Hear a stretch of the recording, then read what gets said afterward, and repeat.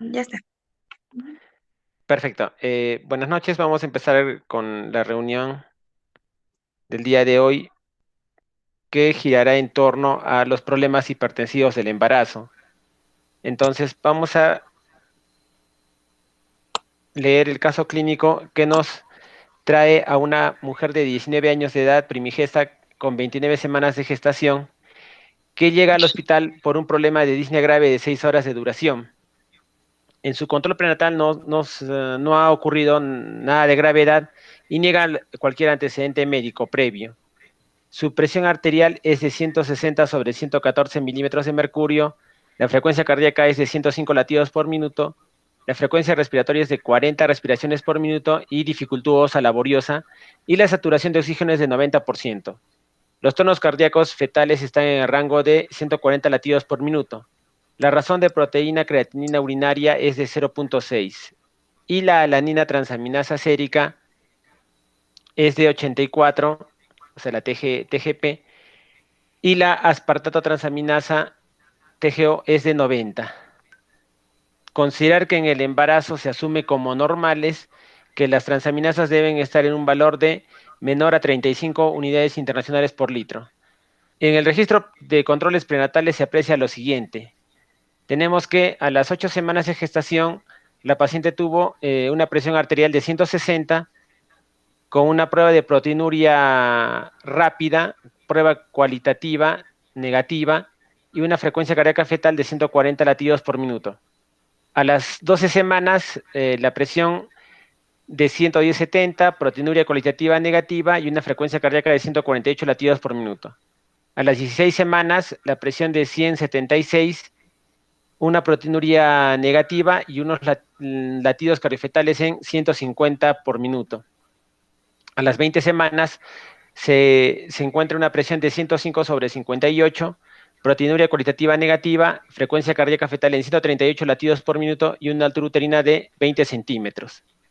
A las 26 semanas de gestación se encuentra una presión arterial de 130/89, una proteína cualitativa de una cruz, una frecuencia cardíaca fetal de 142 latidos por minuto y una altura uterina de 25. Este, bueno, la primera pregunta sería, ¿cuál es el diagnóstico más probable para Cristian? Yo lo estaba pensando que era una hipertensión gestacional. Ya, ya, pero no, en todo caso, vamos a repasar que el problema de hipertensión en el embarazo puede deberse a varias causas. ¿Podrías en Sí. todo caso decir cuál de estas o solamente te quedarías con el problema hipertensivo, con el diagnóstico de hipertensión en el embarazo? No, no. También lo que podría sospechar es que como tiene sus respiraciones están aumentando, los latidos también están altos, podría ser que tenga una infección. ¿Una, una, una infección? Sí. Mm, Ante- bueno, en todo caso, Creo que también tomado en cuenta. la temperatura de la paciente es normal, Ya, entonces ahí ya no. ¿ya? En todo caso, está bien especificar eso, creo que ahí falta ese dato, con temperatura normal. ¿Qué es lo que llama la atención de la paciente? Lo que me Valerie. llama la atención, Ya. Bueno, lo que llama la atención es su presión, que está en 160 a 114, que también tiene un compromiso renal, ya que su creatinina está alta, bueno, que ya que las transaminases también están altas, también hay un compromiso hepático, y que esto comenzó desde las 26 semanas, ya que ahí la presión ya estaba un poco elevada y también ya tenía proteinuria de una cruz. Por lo que podría pensar que tiene un síndrome de preeclampsia grave. Ya, entonces, haciendo unidad clínica, ¿y qué piensas del diagnóstico de infección? ¿Podrías tenerlo en cuenta o, eh, sería, en primer lugar, importante descartar la preeclampsia con signos de severidad? Mm, Creo que sería primordial primero descartar la preeclampsia, ya que podría llevar a un cuadro más severo o hasta la muerte. Ya, entonces lo primero que hay que darnos cuenta es que hay que tratar siempre de hacer unidad clínica, ¿correcto? En este caso, estamos dando bastante información sobre los controles prenatales de la paciente para recalcar que la paciente en primer lugar tenía su control de presión en las primeras semanas de la gestación dentro de límites normales y que paulatinamente ha ido incrementándose. A las 26 semanas vemos un incremento de 130 a 89 y al momento de las 29 semanas la paciente acude con una presión de 160 a 114. Karina, ¿nos podrías decir cómo varía la presión arterial en la gestación? ¿Cómo se modifica?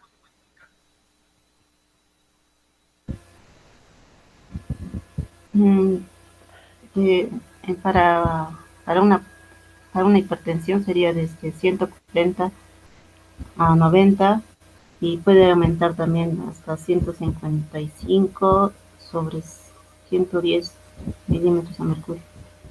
Lo primero, o sea, no estamos hablando de problema de hipertensión, nos estamos refiriendo a cómo se modifica normalmente la presión arterial en una embarazada. Es decir, siempre se mantiene normal todo el embarazo en los mismos parámetros normales del primer trimestre, se incrementa en el segundo trimestre, disminuye. Eso es lo que yo quiero saber. ¿Cómo se modifica la presión arterial de una paciente que no tiene preeclampsia, de una paciente sana? Una paciente sana, Sí. mm, los rangos serían de 100 hasta 120, 100 sobre 80.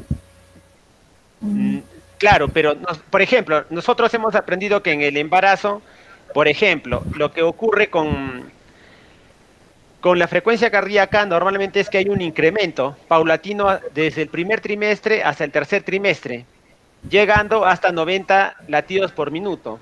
Esto por incremento del gasto cardíaco, ¿correcto? Entonces, yo quiero saber cómo se modifica la presión arterial o si es que se modifica en una paciente sana.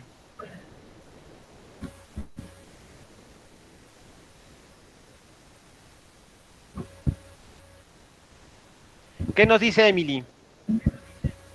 Eh, bueno, lo que sucede durante el segundo y tercer trimestre es que la presión arterial baja, disminuye. Correcto. En el segundo trimestre la presión baja un poco y luego en el Ujú, tercer trimestre se vuelve a elevar hasta alcanzar los niveles del primer trimestre, ujú. ¿correcto? Entonces, esto también es importante tenerlo en cuenta. ¿Por qué? Porque si nosotros tenemos una paciente que en su segundo trimestre no está disminuyendo su presión arterial, podría estar incubando una preeclampsia. Esto es fundamental. Por eso es de ahí la importancia de saber las adaptaciones fisiológicas de la paciente a una gestación. Muy bien, entonces para Cristian, el diagnóstico de la paciente, entonces, de acuerdo a lo que ha dicho Valerie, es una preeclampsia con signos de severidad. ¿Cuál sería, dice la pregunta, cuál es el mejor siguiente paso? O sea, ¿qué es lo que deberíamos tratar de solucionar rápidamente en esta paciente? Mm, es disminuir la presión. ¿Ya? ¿Qué dice Valerie? Que como en este caso la presión sí está a 160 y más de 110 la diastólica, sí se puede dar un antihipertensivo para Mm, disminuirlo un poco. Ya, o sea, ¿estás de acuerdo con Cristian en que lo que primero solucionaría sería la hipertensión? Ah, también se puede dar el sulfato de magnesio para evitar una convulsión. Ya, entonces también le pondrías sulfato de magnesio a la paciente. Ya, eso sería entonces lo primordial, ¿sí? ¿O algo más? Ah,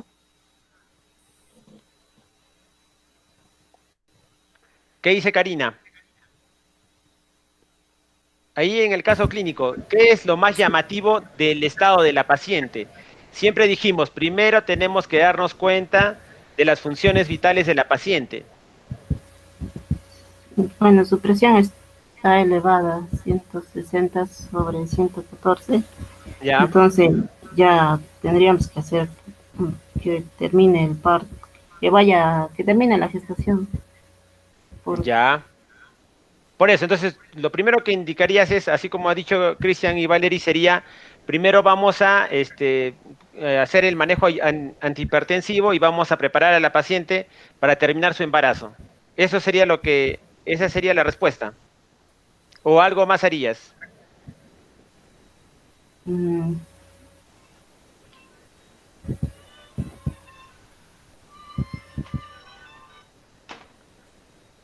en última- ¿Qué dice Emily? Bueno, en este caso, lo primordial me parece sería corregir el compromiso respiratorio, ya que como la frecuencia respiratoria está elevada y la saturación de oxígeno está disminuida, y además la paciente ha llegado con disnea, podríamos estar ante la sospecha de un edema pulmonar. Y Así, eso es lo que deberíamos corregir primero. claro, entonces, de nuevo, fijémonos, obviamente, este es un caso teórico, estamos planteando datos, pero cuando nosotros estemos frente a un caso real, tenemos que evaluar, y hemos dicho, primero los síntomas y los signos de la paciente. Está muy bien, nadie está diciendo que no se debe hacer, pero aquí, como ha dicho Emily, tenemos una paciente que está viniendo por dificultad respiratoria y tiene una taquimia de 40 respiraciones por minuto, y además ya está desaturando. Entonces, obviamente aquí lo primordial es instaurar la oxigenoterapia en la paciente y de repente también simultáneamente tratar de hacer el manejo antihipertensivo y como ha dicho luego Karina, terminar la gestación. Pero aquí lo primordial es hacer el manejo del cuadro respiratorio de la paciente, ¿correcto? También se podría haber señalado hacer el manejo del, descartar algún problema asociado de morbilidad de preeclampsia, pero siempre, por favor, démonos cuenta de nuestras pacientes. Cada paciente es diferente. En el caso de manejo de una preeclampsia con signos de severidad, que es un cuadro de bastante emergencia, sumamente grave, se tiene que actuar rápido, ¿sí? Entonces, está bien todo el manejo que se ha señalado, pero aquí lo primordial es hacer el manejo del cuadro respiratorio de la paciente. Como muy bien ha señalado Emily, la presencia de edema de pulmonar está frecuentemente asociada a una preeclampsia con signos de severidad. Entonces, la respuesta sería, lo primordial es el manejo respiratorio. Si el doctor Cáceres tuviera algún comentario, por favor. Sí, doctor. Creo que es evidente el caso clínico, ¿no? Es una mujer joven, indigesta, que son factores de riesgo para hacer una preeclampsia. La preeclampsia es generalmente en mujeres nulíparas, primigestas y en gente joven. Entonces, esta señora, en sus primeros controles hasta las 20 semanas, vemos que la presión arterial ha estado normal. ¿Cuándo comienza a ser la hipertensión? A las 26 semanas ya está en el límite superior y a las 29 semanas está con una hipertensión severa. Entonces, de otro lado tenemos de que la paciente tiene la proteinuria positiva en una cruz. Entonces, tenemos que pensar de que más que una hipertensión gestacional, esta debe ser una preeclampsia, por un lado. Y por otro lado, como se ha mencionado claramente, la frecuencia respiratoria de 40 por minuto es tremendamente preocupante, ¿no? Y como también se ha señalado, la saturación de oxígeno ha bajado. Entonces, ¿qué es lo que se tiene que hacer? Lo primero que tendría yo que hacer, bueno, continuando con la historia, no veo signos de un síndrome de HELLP, pero bueno, lo que yo agregaría es, el primer paso tendría que ser hospitalizar a la paciente. Nunca podemos nosotros, a una paciente con una preeclampsia grave, regresarla a su casa. Tengamos en mente que es una gestación de 29 semanas. Una paciente con una preeclampsia grave es una emergencia y se tiene que tratar como tal. Es una paciente que está en estado crítico. Hay signos, probablemente, no sé, en el examen clínico, pero hay signos que nos hacen pensar en la posibilidad de un edema agudo de pulmón. Entonces, ya lo ha dicho el doctor Turpo, hospitalizar a la paciente, colocar en hiperextensión la cabeza, colocar una vía que se llama para la administración de oxígeno canalizar 2 vías venosas para los líquidos y para las medicinas que se vayan a colocar una sonda vesical para ver la diuresis y tratar de estabilizar a la paciente. En primer lugar, habrá que darle antihipertensivos. En segundo lugar, habrá que proteger a la paciente para evitar las convulsiones, como se ha señalado. Habrá que dar su sulfato de magnesio, como ya seguro vamos a revisar más adelante. Y de esta manera, una vez que la paciente esté estable, se tiene que terminar el embarazo. Esa es mi opinión, doctor. Correcto. Entonces vamos a pasar a la siguiente pregunta.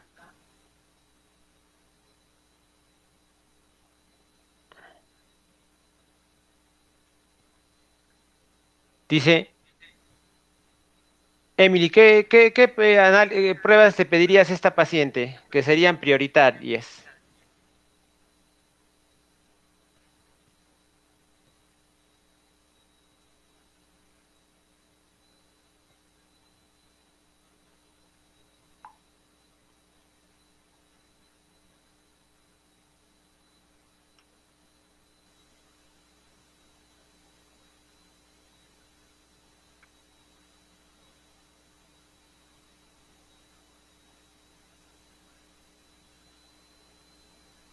Emily, ¿me escuchas? Ay, ¿Aló? es que, sí, doctor, es que no había aprendido mi micro. Además de las pruebas que ya tenemos, agregaría una LDH y un hemograma con recuento de plaquetas, tal vez para descartar un síndrome de HELP. Ujú. O sea, Este, mm,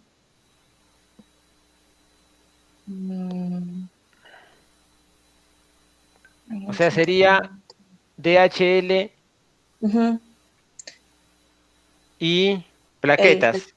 ajá. Em, es que hay algo más. Ujú. ¿Algo más? ¿Qué dice Karina?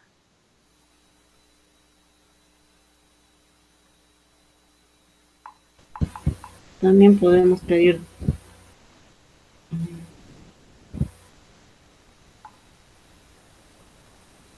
si cómo está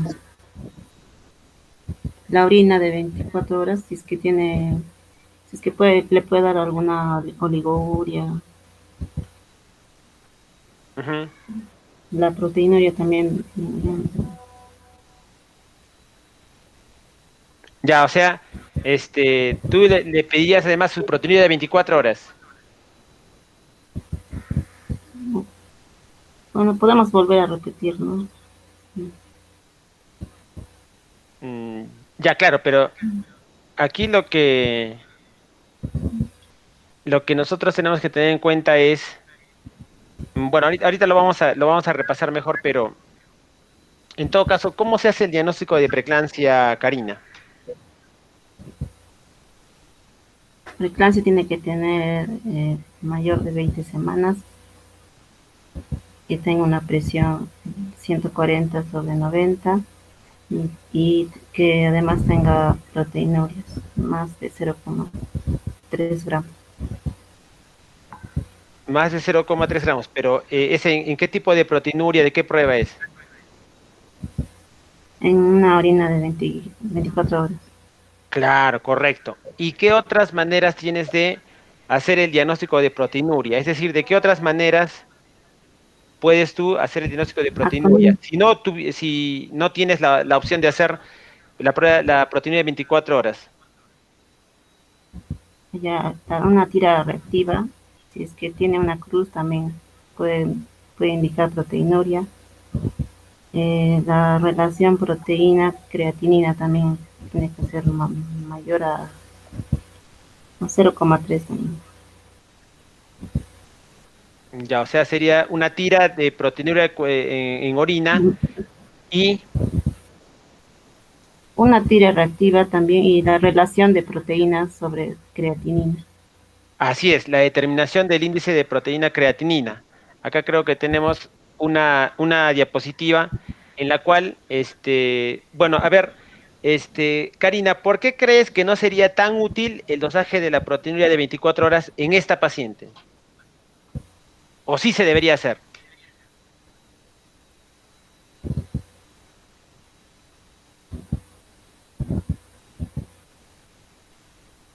Creo que ya no sería útil, como ya nos ha dado una cruz.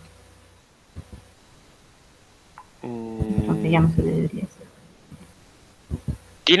Lo que nos está diciendo es de que no se ha hecho, en esta paciente no se ha hecho una proteinuria cualitativa, sino que se ha determinado la relación de proteína creatinina, que nos dice que es de 0.6. Entonces, no nos confundamos, la determinación cualitativa se realiza en una muestra al azar, es decir que en casos de gravedad no vamos a estar esperando 24 horas a tener el resultado de proteinuria para definir el diagnóstico y tratamiento de una paciente que, como en este caso, está grave, ¿sí? 24 horas puede ser mucho tiempo para nuestra paciente y su bebé.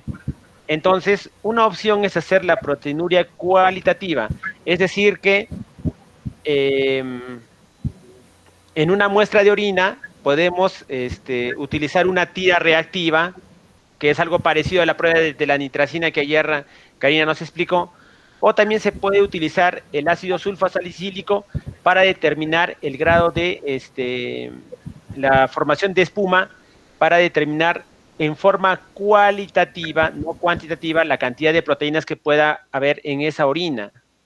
Entonces, a esta paciente no se le está haciendo una proteinuria cualitativa de tira reactiva, sino que se está determinando la razón de proteína creatinina. Es decir que en una muestra también al azar de la orina, la primera muestra que imita la paciente, se está determinando la cantidad de proteínas y la cantidad de creatinina en esa muestra de orina.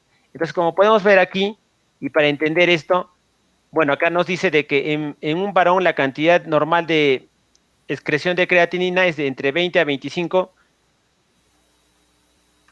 miligramos de creatinina kilo día.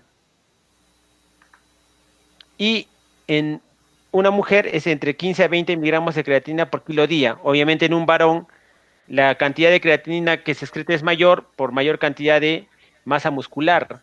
La cantidad de proteínas normales que se excreta en orina es entre 100 a 150 miligramos en 24 horas. Entonces, si nosotros hacemos una relación de proteína-creatinina, va a ser por lo tanto menor a 1. ¿Por qué?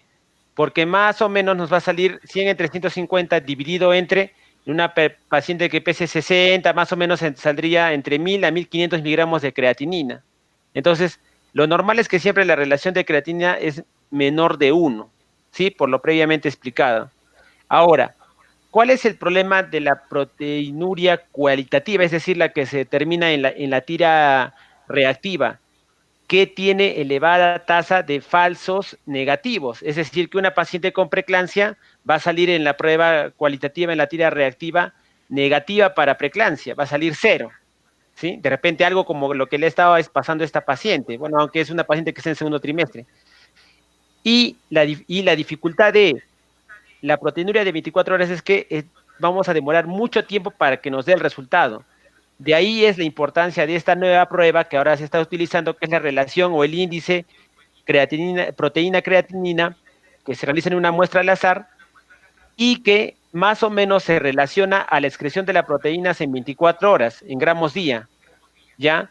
Entonces, bueno, más o menos acá nos está poniendo el ejemplo de un varón con una proteína urinaria de 90 miligramos por ciento y una creatinina urinaria de 30 miligramos por ciento, su relación proteína-creatina es de 3. Entonces, podemos extrapolar y decir que este varón va a tener una excreción de 3 gramos de proteínas en 24 horas.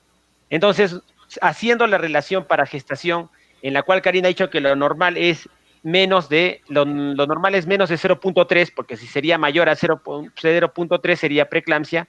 La relación de proteína-creatina normal es menor a 0.3 en el embarazo. Y para hacer el diagnóstico de preeclampsia, un valor mayor o igual a 0.3 nos ayuda en el diagnóstico. Lamentablemente nosotros no contamos con esta prueba. Nosotros realizamos la proteína, la proteinura de 24 horas, en la cual se le indica a la paciente que en un recipiente limpio, una botella, junte todo el volumen urinario de 24 horas. Posteriormente, ese recipiente se envía al laboratorio para hacer la detección total de proteínas en esa cantidad de orina.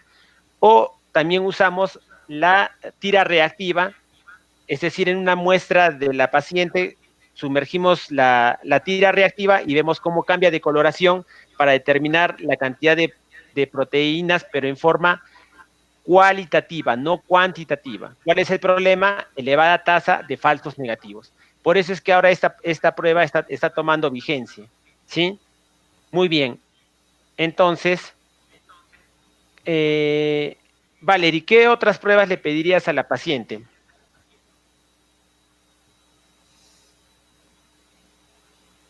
Mm, Su perfil de coagulación. eh, También podría ser una ecografía obstétrica porque o sea, la preeclampsia es un factor de riesgo también para el desprendimiento prematuro de placenta. Uh-huh. ¿Y en la ecografía nos diría si habría un desprendimiento prematuro de placenta? Ah, no,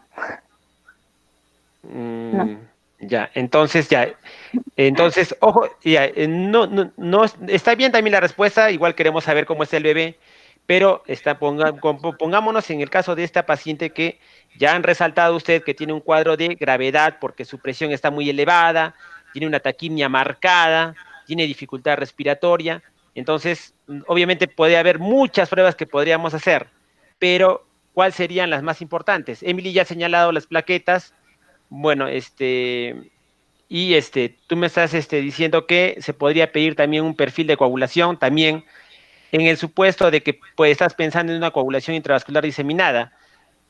¿Qué otra prueba más pedirías? Mm, ¿Qué otras pruebas serían prioritarias para esta paciente? el grupo sanguíneo y el RH también, porque como Ujú. va a ser un parto apresurado, tal vez me va a necesitar sangre. Correcto, ante una potencial complicación de pérdida sanguínea es fundamental tener el grupo sanguíneo y el factor RH, correcto. ¿Qué otras pruebas más? En la hemoglobina. Ya. ah, mm, Podría ser tal vez una... bueno, no, que no es tan importante. Mm,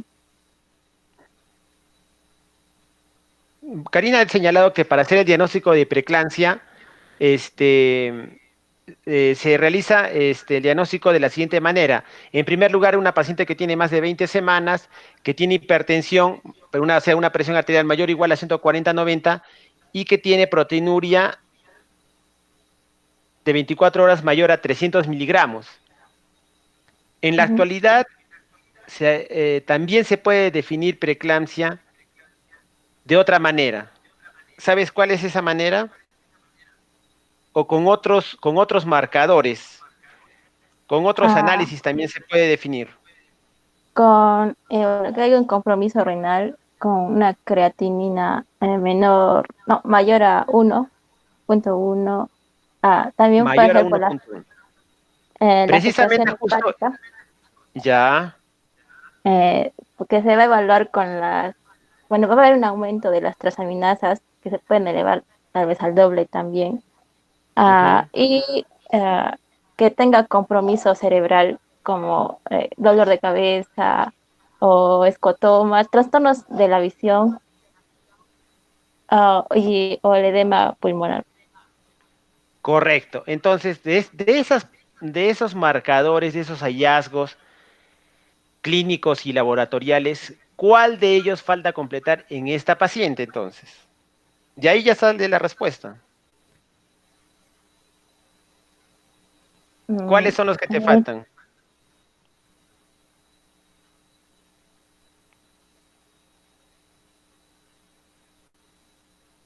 bueno, ya pidieron las transaminasas, ya pidieron la creatinina, también ya pidieron la Nadie dijo proteinina. creatinina. Nadie ha dicho creatinina.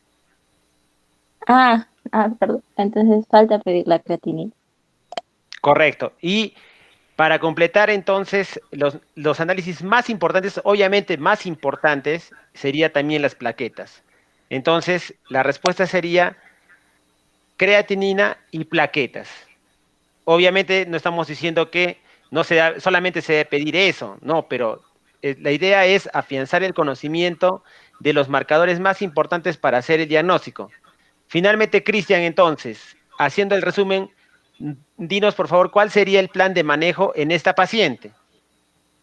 Entonces, el plan de manejo en la paciente sería hacerles una prueba de creatinina, un recuento plaquetario, un hemoglobina hematocrito, prueba de RH, de factor, un frotis de sanguíneo, lo otro sería la proteinuria y... ¿cuál me falta? Creo que con eso ya está bien. Entonces, una pregunta, ¿y también le podemos sacar una radiografía de tórax? Claro, sí, también le puede sacar una radiografía de tórax. Está muy bien.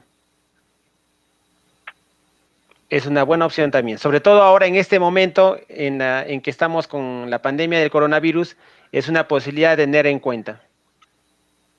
Ya. Y el ácido úrico, doctor, también he escuchado que se le tiene que hacer a las personas que tienen preeclampsia. Sí, ahorita justo vamos a hablar del ácido úrico, pero adelantando, inicialmente se pensaba que el ácido úrico era un marcador de gravedad, un Ajá. indicador de gravedad en preeclampsia, pero no ha demostrado ser indicador de gravedad y su valor para el diagnóstico como criterio de gravedad ha perdido valor y no se le utiliza. Ah, ya, doctor. Ya, entonces, Cristian, ¿cuál ya sería? Bueno, ya no estamos hablando de los análisis que haríamos a la paciente, sino quiero saber ya qué haríamos en el manejo, en la terapéutica. ¿Qué vamos Ah, a hacer ya. con esta paciente? Lo primero que tenemos que hacer es, tiene que estar hospitalizada. Dos, Ya, tendríamos que hacer un monitoreo de su presión y creo que se llama el efecto de la rodada, creo que es eso.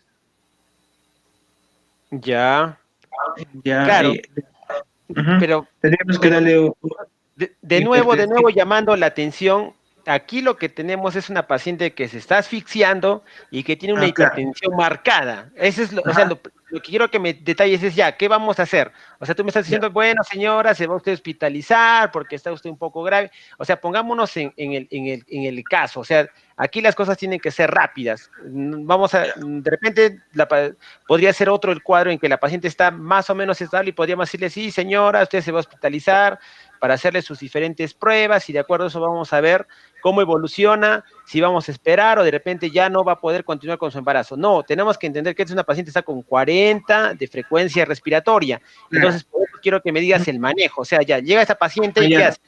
Llega la paciente, tenemos que tener una oxigenoterapia por Correcto, por la disnea que tiene. Segundo, tenemos que bajar la presión, darle un hipertensivo. correcto. ¿Qué hipertensivo darías? Mm, Nifedipino, muy bien. nifedipina. Correcto. ¿Qué más haces con la paciente? Esos son los dos pasos iniciales que ya los hemos mencionado que son los básicos en el manejo inicial. Ya. Eh, una vez que haya dado la oxigenoterapia y tendría que comprobar si la presión ha bajado y que la saturación de oxígeno cómo se mantiene. Ya, Ya después de eso tendría que hacer un monitoreo fetal. ya. Te estás pasando algo también fundamental, que por ahí también ya lo han mencionado.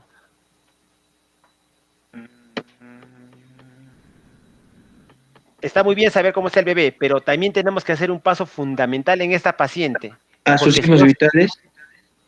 no, es en la terapéutica. Hay un tratamiento además que te está faltando decir que es fundamental para la paciente. Esta paciente, ¿cuál El sería su... sulfato de Así es. magnesio. Correcto, sulfato de magnesio ¿cuál es la finalidad del sulfato de magnesio? Es para, eso es para, del pulmón, ¿qué se llama? Ay, se me ha ido. Ya, Valerie, ¿cuál es la finalidad de administrar sulfato de magnesio en una paciente que tiene una preeclampsia con signos de severidad? Evitar las convulsiones. Así es, evitar la eclampsia. Muy bien, esa es la finalidad. Entonces, de nada sirve lo que le ponemos oxígeno a nuestra paciente, le damos antihipertensivo, la vamos a hospitalizar.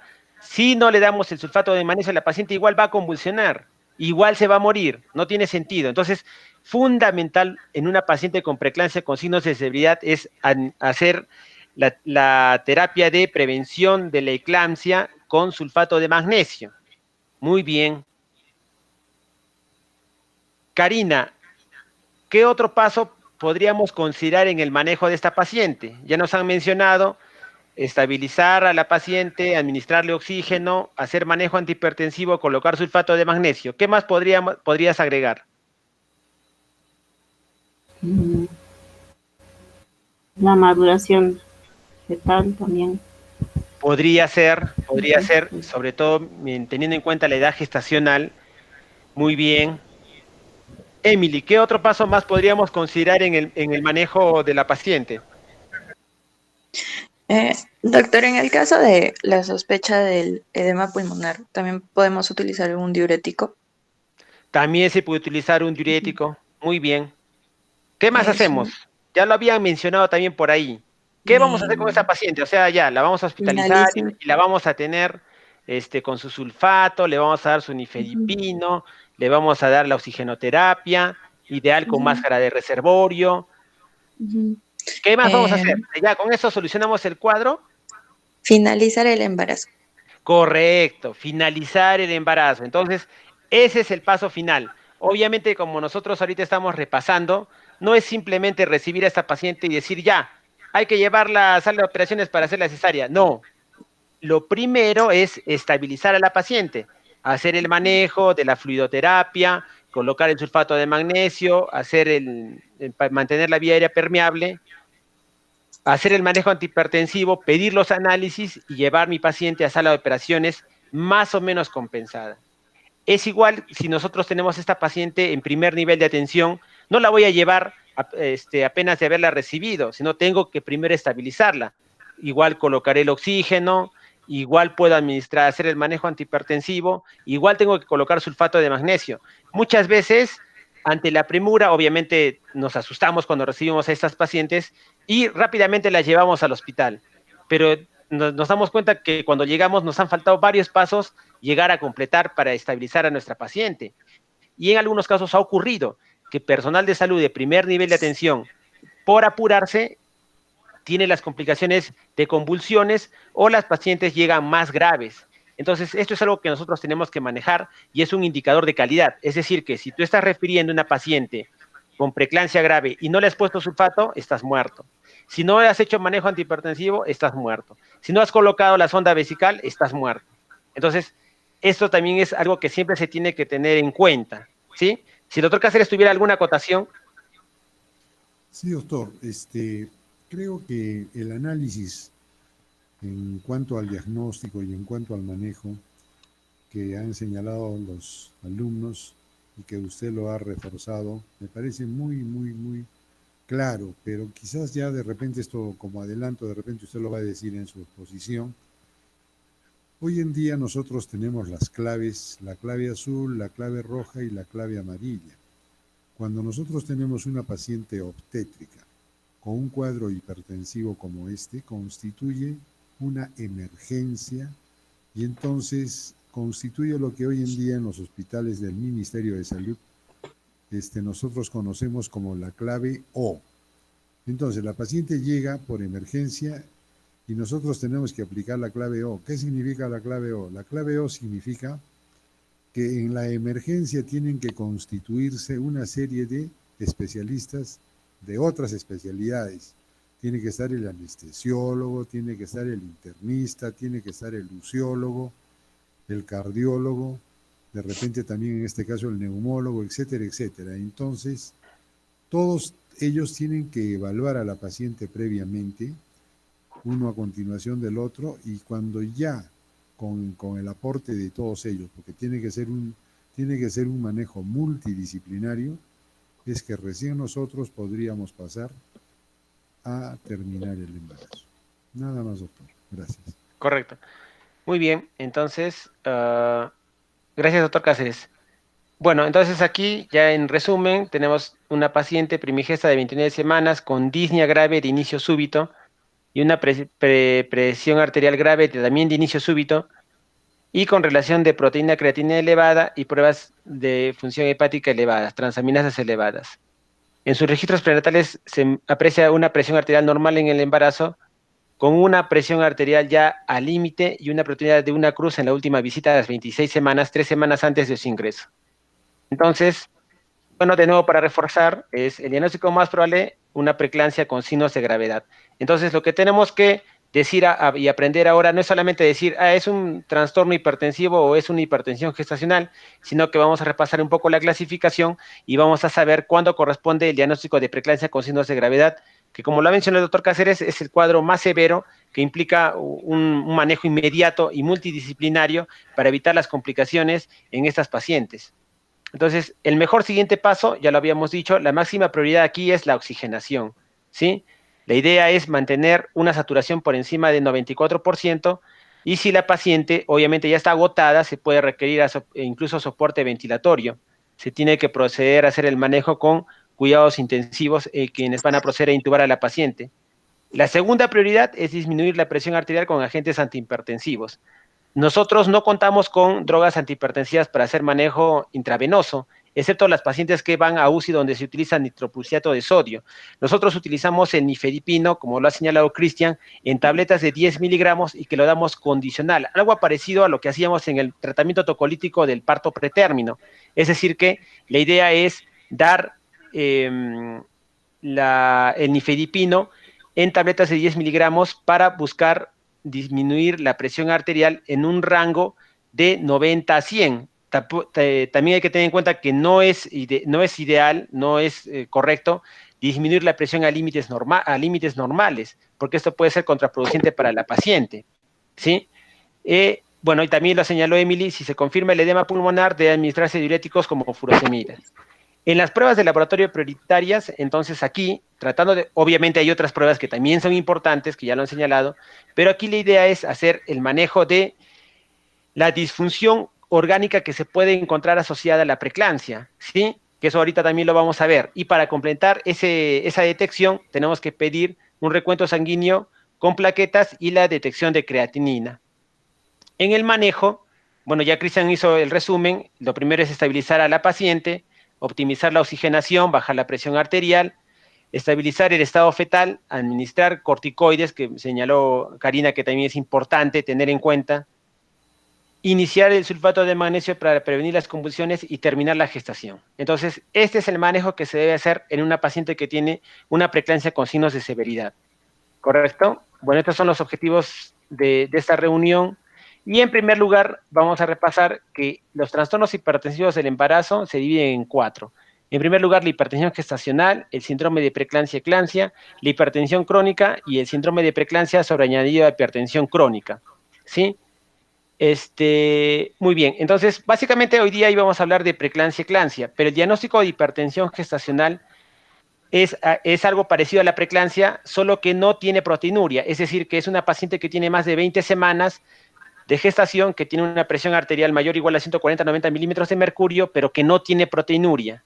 Sí, para diferenciar de la paciente que tiene preeclampsia, que sí tiene proteinuria, u otros hallazgos clínicos o laboratoriales, y la eclampsia, que son las convulsiones tónico-clónico generalizadas, no atribuibles a otra causa en el embarazo. El diagnóstico de hipertensión crónica es la paciente que previamente ha tenido hipertensión, o sea, antes del embarazo, o que desarrolla una presión arterial mayor o igual a 140-90 antes de las 20 semanas de gestación, ¿sí? Y el síndrome de preeclampsia sobreañadida a la hipertensión crónica es la paciente que ya tenía hipertensión crónica y que luego de las 20 semanas va a desencadenar preeclampsia. ¿Cómo nosotros vamos a poder detectar eso? Con un incremento en su presión arterial o con el hallazgo de plaquetopenia, transaminasas elevadas o un agravamiento de sus niveles de creatinina, ¿sí? Muy bien, entonces, este es bueno, creo que hay otra mejor, creo que está acá. Vamos, por aquí no está estaba tratando de armar esta presentación y hay unas diapositivas que se han perdido. Quería poner las que estaban traducidas, pero bueno, esta es la diapositiva que nos puede ayudar. El diagnóstico, entonces, para hoy día, para 2020, tenemos en cuenta que los criterios diagnósticos de preeclampsia toman en cuenta, en primer lugar, a la presión mayor o igual a 140/90, pero que tiene que tener los siguientes criterios.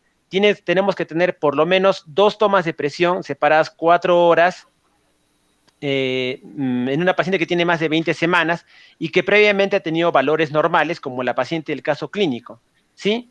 Ahora, podemos también hacer el diagnóstico de hipertensión con una paciente que tiene una presión arterial mayor o igual a 160/110 solamente con una toma, ¿sí?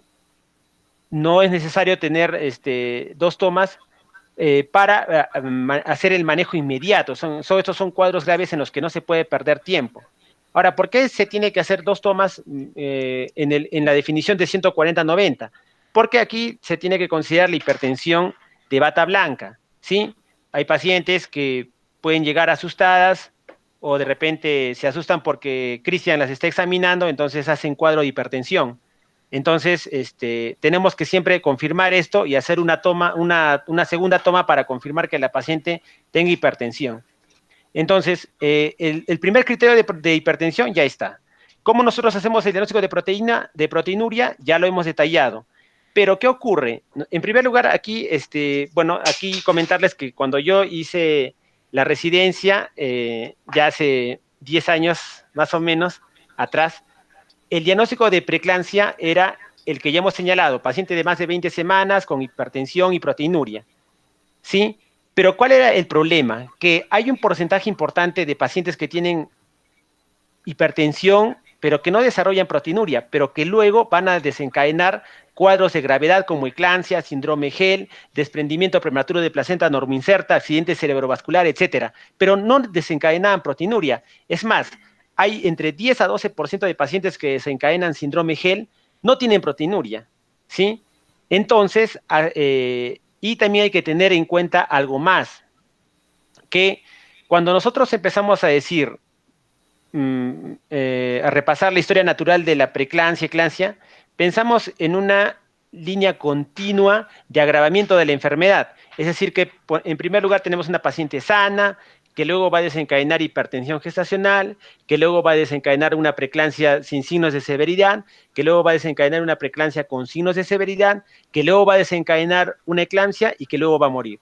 Pero eso en esta enfermedad no ocurre. Nosotros podemos tener una paciente que de sana puede debutar con una preeclampsia con signos de severidad, es decir, saltar inmediatamente, de repente como el caso de esta paciente, para recordar que la preeclampsia es una enfermedad muy traicionera y que tiene una presentación muy variada, ¿sí? Por eso no es una enfermedad única, sino se le considera actualmente como un síndrome, el síndrome de preeclampsia-eclampsia. Dicho esto, nosotros hacemos el diagnóstico actual de preeclampsia de la siguiente manera: una paciente que tiene hipertensión y si no tiene proteinuria, que tenga trombocitopenia, definida como un conteo de plaquetas de menos de 100.000. O sea, basta tener hipertensión más trombocitopenia, preeclampsia. O también, si no encontramos estos datos, documentar una creatinina, un valor mayor a 1.1 miligramos por ciento, o encontrar transaminasas elevadas, el doble de los valores normales, que aproximadamente son 70, como ya hemos mencionado, o encontrar un edema pulmonar, o encontrar síntomas cerebrales o visuales, como escotomas, acúfenos, cefalea, amaurosis. La ceguera también es un indicativo de cuadro de gravedad. Entonces, podríamos hacer el diagnóstico de preeclampsia de esta manera, ¿sí? O sea, ya no solamente se considera la hipertensión más proteinuria, sino estos otros 5 marcadores que tenemos que tenerlos en cuenta y que siempre debemos documentar. ¿Por qué nos hablan de daño a ese nivel? Por ejemplo, la trombocitopenia nos habla de disfunción hematológica, la creatinina de disfunción renal, las transaminasas de disfunción hepática, y así con cada uno de los datos que nos va a hablar de que la preeclampsia con signos con cuadro de gravedad es una enfermedad multisistémica que puede comprometer varios órganos, ¿sí? En ese sentido, actualmente ya no se maneja el diagnóstico de preeclampsia leve y preeclampsia grave. ¿Por qué? Porque si diríamos que hay una preeclampsia leve, también deberíamos decir que hay una preeclampsia moderada, lo cual no existe, ¿sí? Y en segundo lugar, ¿por qué? Porque al decir preeclampsia leve, estaríamos nosotros asumiendo un cuadro de benigno hasta cierto punto, que de repente no va a comprometer, pero nosotros llamamos aquí la atención de que hemos dicho de que la preeclampsia siendo tan traicionera, nosotros no podemos darnos el lujo de decir, esta preeclampsia es leve y no va a pasar nada. No, eso puede ser muchas veces un craso error.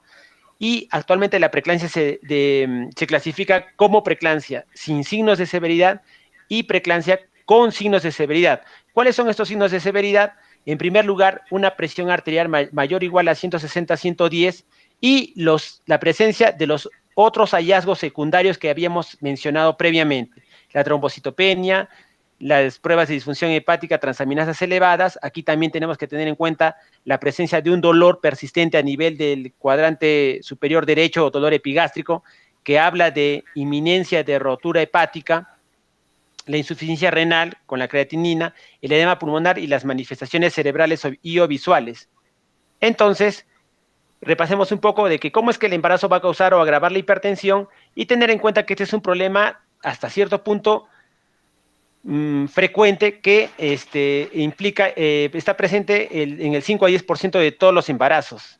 ¿Sí? Bueno, este es un cuadro que ya lo hemos revisado cuando repasamos mortalidad materna en fiebre puerperal.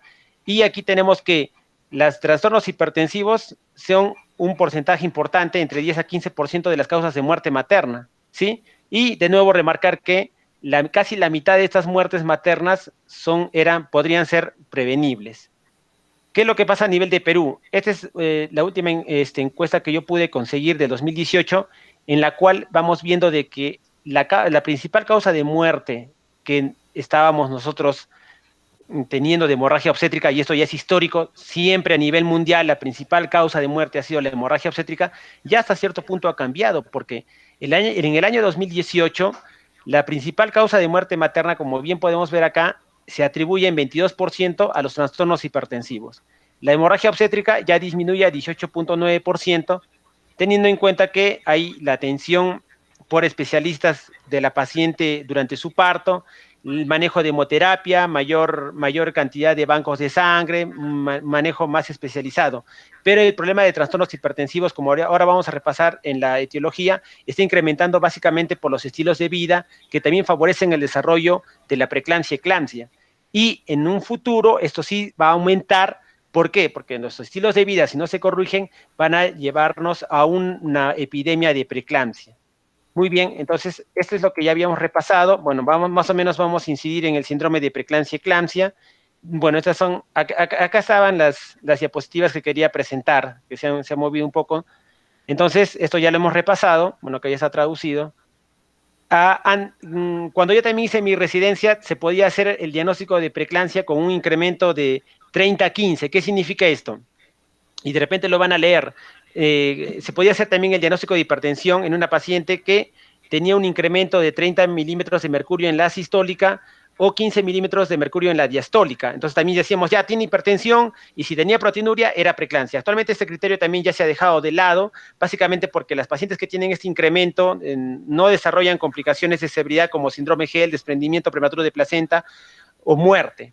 ¿Sí? Lo que sí hay que llamar la atención es la presencia de hipertensión delta, que como estamos viendo aquí, es la presencia de un incremento súbito de la presión en 2-3 semanas en el tercer trimestre en una paciente que tiene una presión dentro de límites normales. Por ejemplo, aquí en azul vemos la paciente A que tiene un rango de presión que se maneja en el mismo percentil durante todo el embarazo, pero la paciente en B en rojo tiene un valor de percentil normal hasta las 32 semanas aproximadamente, en que es el momento en que se dispara, y de percentil 10, 15 se incrementa hasta llegar a percentil 75, ¿sí? Entonces, esta presencia de hipertensión delta también habla de una posibilidad de que la paciente pueda desencadenar preeclampsia. Es más, en el primer rubro de clasificación de la hipertensión en el embarazo hemos hablado de la hipertensión gestacional. La hipertensión gestacional ya la hemos definido como hipertensión sin proteinuria en una paciente de más de 20 semanas. En un 30-40% son pacientes que finalmente van a terminar haciendo preeclampsia. Entonces, también tenemos que tener mucho cuidado con estas pacientes, y en algunos casos se deben a los cuadros de hipertensión delta. Muy bien, entonces, como ya hemos dicho, actualmente la preeclampsia se clasifica como sin signos de severidad o con signos de severidad, o como está aquí en la tabla sacada del Williams, como no grave o grave. O sea, ya no hay preeclampsia leve, ¿sí? Porque no debemos darnos nosotros esa sensación de seguridad con el cuadro de preeclampsia leve, y aquí está la manera en que se clasifica, ¿sí? Que es, de repente, más didáctico es aprender los cinco marcadores clínicos y laboratoriales que hemos aprendido al inicio, sumado a una presión arterial mayor o igual a 160-110. Me van a hacer el diagnóstico de preeclampsia con signos de severidad. La proteinuria ha perdido valor. Antes se consideraba un valor de proteinuria mayor a 5 gramos como diagnóstico de severidad. Actualmente ya ha perdido valor porque la proteinuria es un hallazgo que no se correlaciona con preeclampsia, con síndrome GEL, con eclampsia, con muerte materna. Entonces ha perdido valor y ya no se le utiliza mucho para el diagnóstico. Muy bien. Y bueno, la definición de eclampsia, ya la mencionamos, son convulsiones tónico-clónico generalizadas no atribuibles a otra causa, importante descartar, ¿no? Porque a veces llegan pacientes convulsionando y pensamos que es eclampsia, pero cuando conversamos con nuestra paciente o con sus familiares nos refieren que la paciente tenía epilepsia, ¿sí? O tenía el antecedente de un tumor cerebral, entonces no tenía nada que ver con eclampsia. También se considera que una paciente con coma, sin una causa atribuible a algún otro problema del sistema nervioso central, también es una eclampsia. Muy bien, entonces, factores de riesgo. Aquí tenemos varios factores de riesgo para resaltar.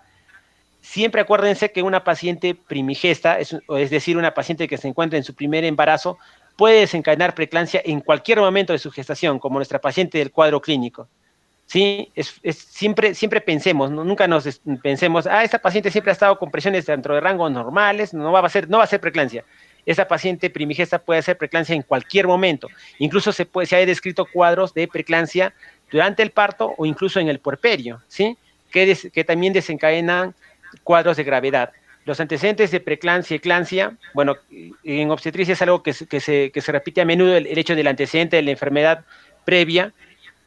Por ejemplo, para igual, ¿no? Que ya lo hemos repasado, el riesgo de antecedente de parto pretérmino es un factor de riesgo para parto pretérmino, igual con placenta previa, igual también se cumple aquí.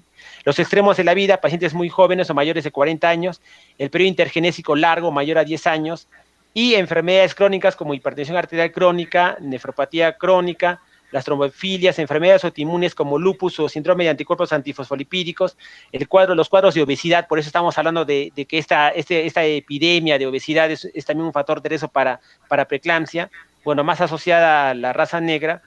Ya dentro de los factores de riesgo asociados al embarazo tenemos la mola, como ya hemos visto en el seminario de enfermedad trofoblástica gestacional, configurando lo que se llama una preeclampsia típica. ¿Por qué? Porque el crecimiento excesivo de esta placenta degenerada, que es la mola, va a desencadenar los cuadros de preeclampsia típica antes de las 20 semanas. Los cuadros de diabetes gestacional también están asociados como factor de riesgo. El embarazo múltiple, ¿por qué? Porque aquí básicamente ahorita vamos a repasar que el problema de la preeclampsia es un trastorno placentario. Entonces, al tener una placenta mucho más grande en un embarazo doble, también incrementa el riesgo de preeclampsia. Es igual, si tenemos una paciente que tiene un embarazo múltiple, pensemos que en cualquier momento puede desencadenar preeclampsia. Las anomalías cromosómicas también están asociadas. Las infecciones de vías urinarias, en algunos casos se ha descrito que las pacientes que tienen infección de vía urinaria recurrente también están asociadas a preeclampsia, configurando lo que también hay una teoría infecciosa inmunológica en preeclampsia, es decir, que hay algunos bichos que desencadenan este síndrome de hipertensión y proteinuria. Y en cuanto a causas ambientales, el bajo nivel socioeconómico, más que todo llevado son pacientes que no hacen sus controles en forma adecuada y van a desencadenar preeclampsia y no son atendidas a tiempo. El antecedente familiar de preeclampsia, es decir, doctor, yo tengo a mi mamá que ha tenido preeclampsia, mi tía ha tenido preeclampsia, mi hermana, entonces es una paciente que también es factor de riesgo. Contrariamente a lo que podría suponerse, el tabaquismo disminuye la presencia de preeclampsia, pero nadie por eso la va a indicar en el embarazo. Y la baja ingesta de calcio también está asociada como factor de riesgo. Muy bien, entonces, esta diapositiva luego la vamos a conversar. Primero queremos, bueno, en cuanto a la etiología, hay varias en realidad teorías, no sabemos en realidad cómo es que se produce a ciencia cierta, y hay una teoría de que habla sobre, hay una causa inmunológica, puede haber un problema metabólico, un problema cardiovascular, o son las causas genéticas, pero lo que sí se sabe es esto. Normalmente, o creo que hay otra diapositiva más didáctica, no está movido, no la tengo. Bien, entonces, lo que podemos ver aquí es que normalmente, ¿qué va a ocurrir en una gestación? Nosotros ya conocemos las arterias espirales, que son las arterias que tienen que modificarse en el embarazo para llevar un mayor volumen de sangre a la placenta y al feto.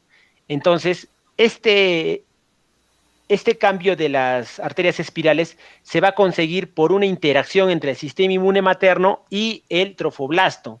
Es decir, que el trofoblasto extravelloso, en este caso, va a migrar y va a reemplazar la capa muscular de las arterias espirales. ¿Para qué? Nosotros vamos a tener que normalmente una arteria espiral es de este modo, de este calibre, ¿sí?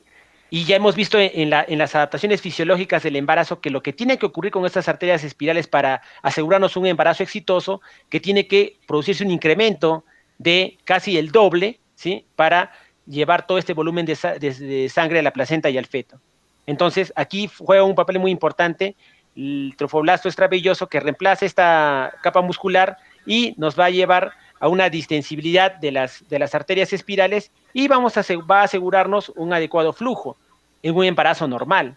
Pero ¿qué va a ocurrir en la preeclampsia? En la preeclampsia la migración es defectuosa, es decir, las células del trofoblasto no van a llegar a reemplazar la capa muscular, no van a, bien dicho está, reemplazar también la íntima y el endotelio de las arterias espirales como estamos viendo aquí, y va a ser una invasión defectuosa, porque a ese nivel vemos que no han llegado, no han podido migrar, y se desencadena un problema de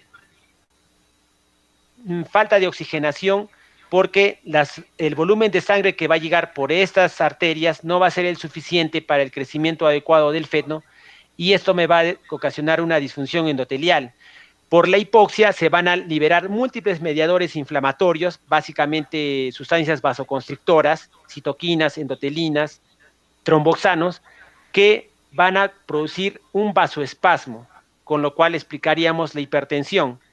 El daño del endotelio y la fuga podría también configurar el riesgo de presentar edemas, que también antes me he acordado que también en mi tiempo se decía que la preeclampsia era en realidad una triada porque se encontraba hipertensión, proteinuria y edema, ¿sí?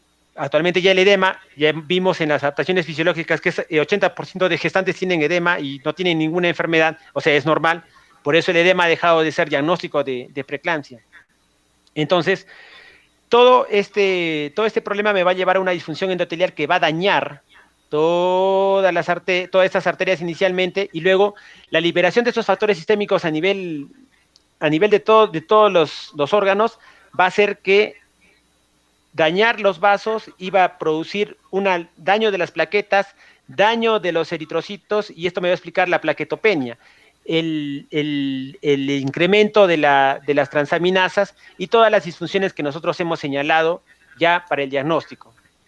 Lo que se ha visto es de que incluso hay activación de macrófagos, y que estos macrófagos encontrados en las arterias espirales, guardan mucha similitud a los macrófagos espumosos que nosotros hemos visto en los ateromas, ¿sí? Lo cual habla a favor de un trastorno inflamatorio. Y bueno, aquí en la teoría inmunológica nos habla de una conversación defectuosa entre el sistema inmune de la madre, que básicamente son células natural killer, con el trofoblasto, en la cual, de repente, esto ya lo han visto supongo en inmunología, en la cual la expresión del HLA-G está disminuido, tanto en ratones, en estudios en ratones, como en pacientes, en mujeres gestantes, en las cuales la disminución o la alteración en la secreción de HLA-G, que es el que induce tolerancia, no se va a dar. Entonces vamos a tener el fenotipo de preeclampsia. Entonces aquí estamos viendo cómo la disfunción endotelial vascular me va a llevar a un incremento en las sustancias reactivas de oxígeno, endotelina 1, las citoquinas, el óxido nítrico va a disminuir, o sea, no vamos a tener vasodilatador, vamos a tener aumentados los receptores de angiotensina, ¿no? Lo cual también va a implicar un incremento de la presión, y eso finalmente me va a llevar en primer lugar a disfunción placentaria y isquemia placentaria, ¿sí? Y todo aunado esto me va a explicar lo que ya hemos mencionado, la hipertensión, la proteinuria, el edema cerebral y el síndrome GEL, que es un diagnóstico laboratorial configurado por hemólisis, enzimas hepáticas elevadas y plaquetopenia. Entonces, en esta diapositiva, ¿qué podemos ver? Que lo que hemos ya mencionado en la fisiopatología es una parte que va a llevar a preeclampsia. Pero aquí también podemos ver lo siguiente, que pacientes que tienen una condición médica preexistente, como hipertensión crónica, diabetes, obesidad, síndrome metabólico, van a tener una disfunción cardíaca, ya un daño endotelial masivo, que me va a llevar también a preeclampsia, no por una vascularización placentaria alterada, no por un defecto de la placentación, sino porque ya son pacientes que tienen un problema sistémico de fondo. Entonces, esto es lo que se ha visto y se ha tratado de agrupar, y bueno, regresamos a la primera diapositiva que estamos presentando, que actualmente se habla de una preeclampsia de inicio precoz antes de las 34 semanas y una preeclampsia de inicio tardío, es decir, más allá de las 34 semanas, y cada una tiene sus factores de riesgo para cada tipo de preeclampsia. Como estamos viendo aquí, en la preeclampsia de inicio precoz tenemos como factores de riesgo la gestación previa con preeclampsia, la paciente primigesta que habíamos hablado, la raza, el uso de inductores de ovulación, el antecedente de hipertensión crónica. ¿Esto me va a llevar a qué? ¿Por qué nos interesa hacer esta diferenciación? Porque las pacientes que desarrollan preeclampsia y tienen menos de 34 semanas hacen cuadros más severos de GEL, tienen mayor frecuencia de eclampsia, sus bebés están más asociados a restricción de crecimiento intrauterino, que es la principal complicación fetal de un bebé en la preeclampsia, y es un cuadro mucho, mucho más grave, ¿sí?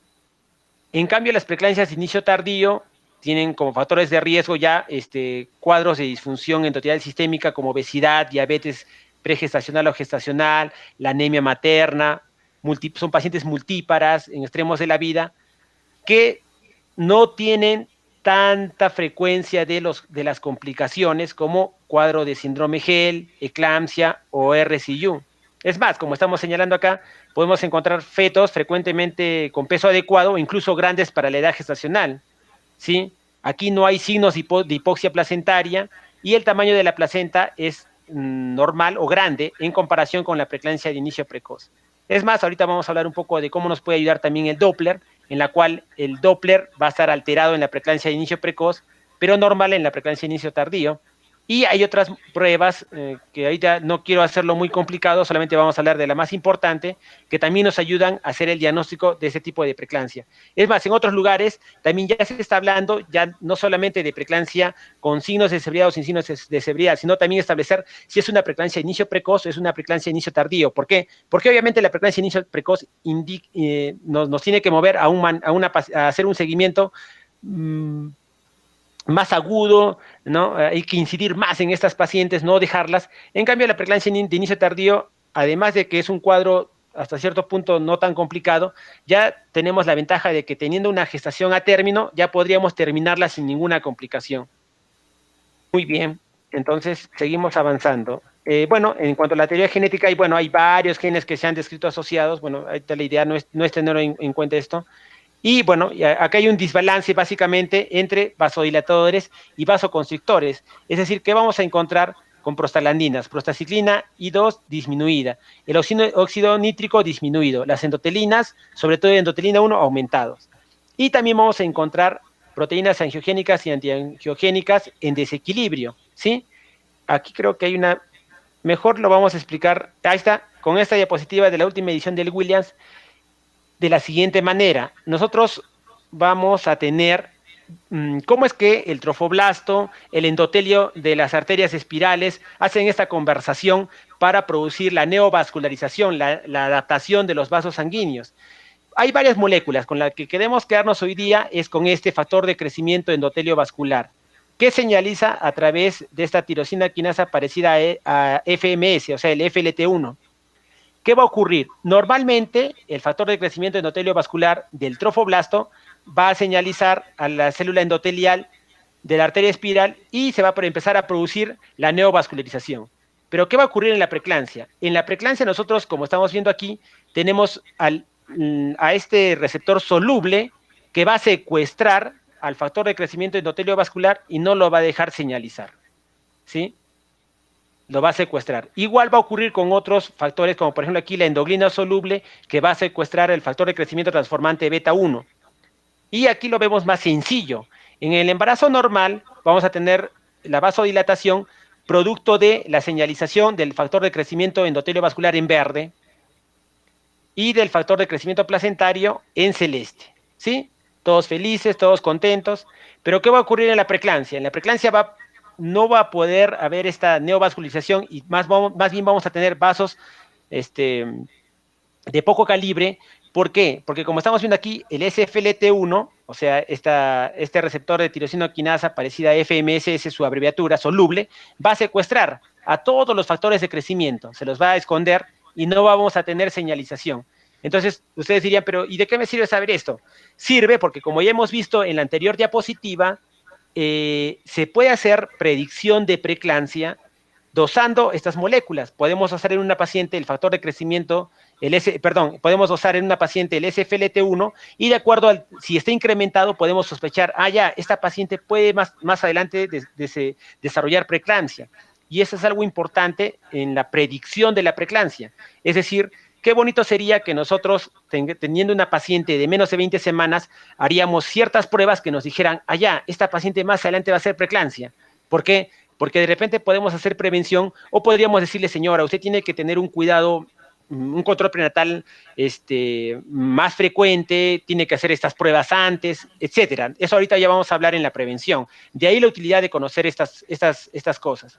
Muy bien, entonces, en cuanto ya al manejo, nosotros, y esto ya es de la clave azul, para una paciente con una sospecha de enfermedad hipertensiva del embarazo, lo importante, y de nuevo, de repente ya vamos hasta sonar ya insistentes, tenemos que tener en cuenta que lo importante es, en primer lugar, una evaluación general de presión arterial, pulso, temperatura, frecuencia respiratoria, ver los reflejos. En una preeclampsia vamos a encontrar reflejos osteotendinosos aumentados, ver la diuresis, la determinación de los latidos fetales y las pruebas de función renal, de coagulación y hepáticas. De acuerdo a esto, nosotros vamos a hacer la disquisición de si es una preeclampsia con signos de severidad o sin signos de severidad y hacer el manejo.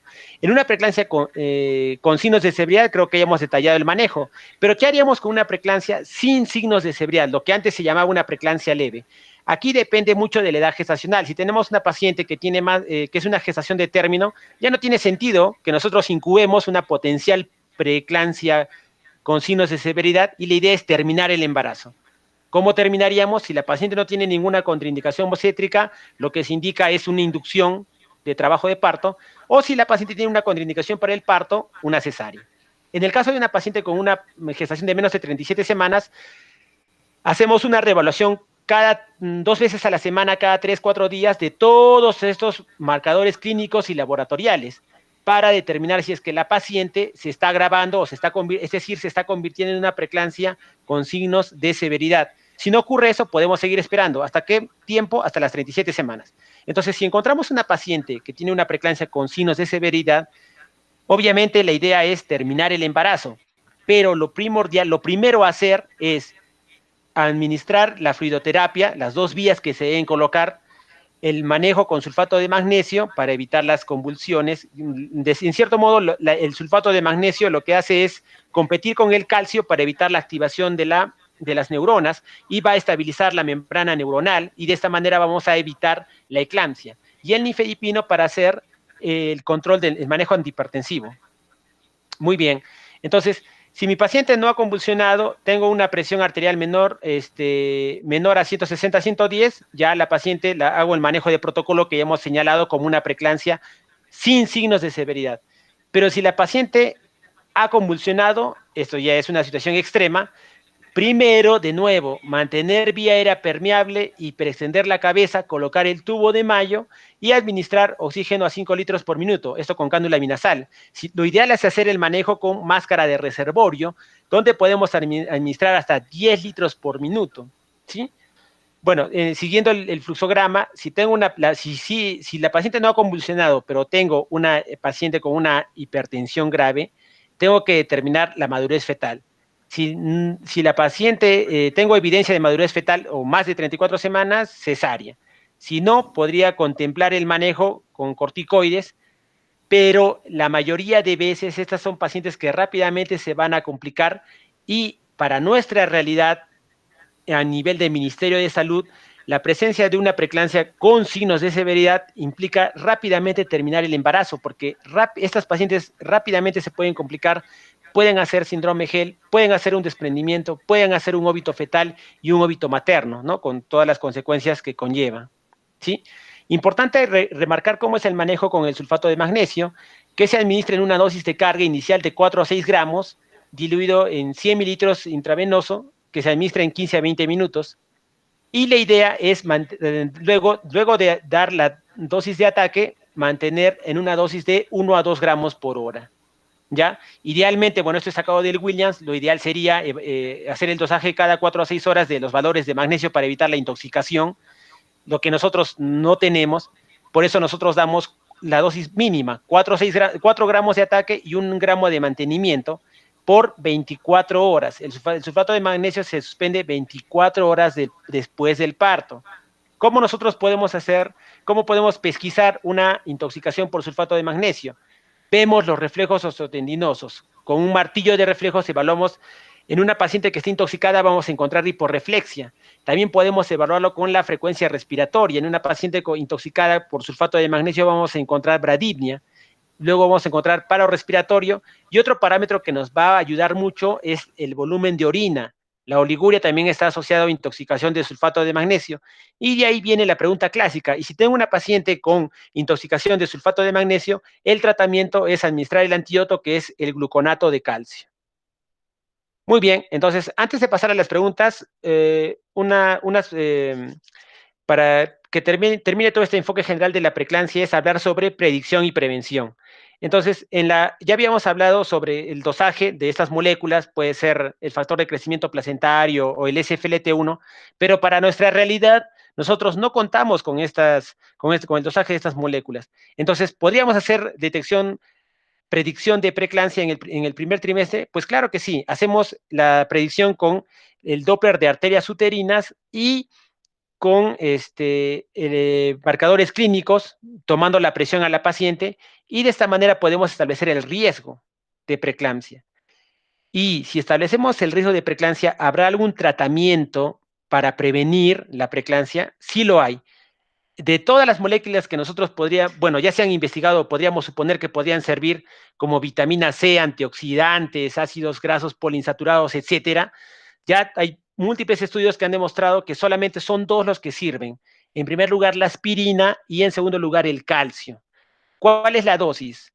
La dosis de aspirina ideal debería empezarse antes de las 16 semanas de gestación, obviamente en una paciente de riesgo, una vez al día 100 miligramos durante todo el embarazo o en todo caso hasta las 36 semanas. Y el tratamiento con calcio de 1 a 1.5 gramos también antes de las 16 semanas por todo el embarazo.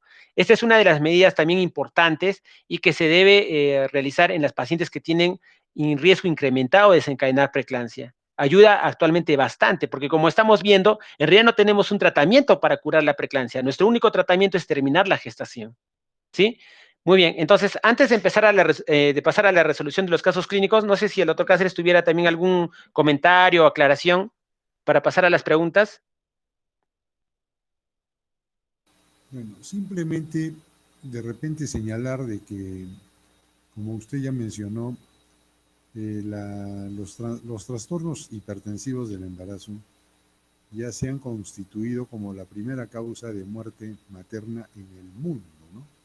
Nosotros en el Honorio Delgado hemos tenido a lo largo del tiempo como primera causa de muerte materna a las hemorragias, pero ya en estos últimos años hemos virado como primera causa a la enfermedad hipertensiva del embarazo.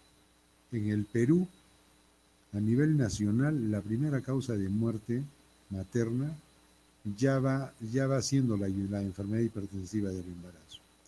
Quizás como comentario también es de que toda paciente con preeclampsia con signos de severidad tiene que ser manejada en UCI, porque es una paciente en estado crítico. Ya se ha señalado que es una enfermedad que puede atacar cualquier órgano del cuerpo humano y que muchas veces puede llevar a la muerte en cuestión de minutos.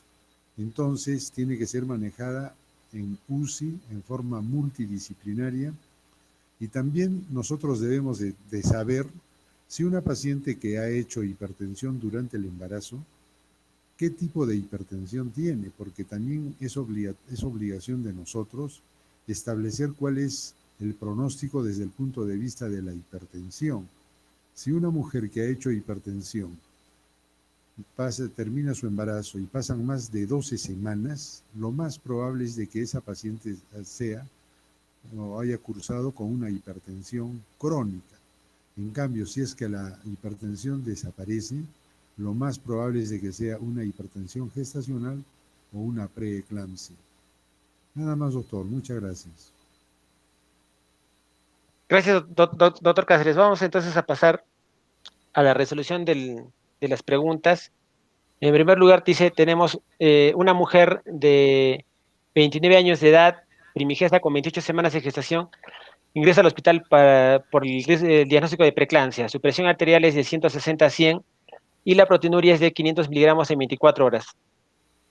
Al séptimo día de su hospitalización se le diagnostica signos graves de preeclampsia y se toma la decisión de administrar sulfato de magnesio y terminar el embarazo, dar a luz al bebé. ¿Cuál de los siguientes hallazgos está más presente en esta paciente para indicar el parto? Dice, A, niveles elevados de ácido úrico, B, 5 gramos de proteinuria excretada en un periodo de 24 horas, edema pedio 4 cruces, recuento de plaquetas de 115.000, INR de 1.9 y TPT de 50 segundos. Esta pregunta sería para Emily. Bueno, en este caso, mi opinión sería por el INR de 1.9 y TPT de 50 segundos. Respuesta correcta. Entonces, aquí lo que obviamente dicen, doctor, pero 5 gramos, ya hemos dicho que mencionó que la proteinuria de 5 gramos, si bien es cierto es elevada, no es actualmente considerado un criterio de gravedad. Los niveles, igual con los niveles de ácido úrico elevados, que ya también mencionó Cristian, la presencia de edema también no es un criterio de gravedad, y el recuento de plaquetas se considera que es de gravedad cuando tenemos menos de 100.000 células por microlitro. Muy bien, entonces aquí es más, se está configurando ya un cuadro de coagulación intravascular diseminada, muy parecido a lo que ocurrió con nuestra paciente del caso clínico, en la cual hubo el desprendimiento y coagulación intravascular diseminada, en la cual, bueno, ya no, como no se continuaron las pruebas diagnósticas, debido a la situación de emergencia en la que vivimos, se trataba también de una posible preeclampsia. Entonces, respuesta correcta, la alternativa E. Si doctor Cáceres tuviera alguna acotación más, por favor. No, totalmente de acuerdo, doctor, totalmente de acuerdo. Correcto. Muy bien, entonces, siguiente pregunta para Karina. Dice, ¿cuál de las siguientes es el mejor manejo de una mujer de 18 años, primigesta a las 28 semanas de gestación, con una presión arterial de 160 a 110, pruebas de función hepática elevadas y un recuento de plaquetas de 60.000?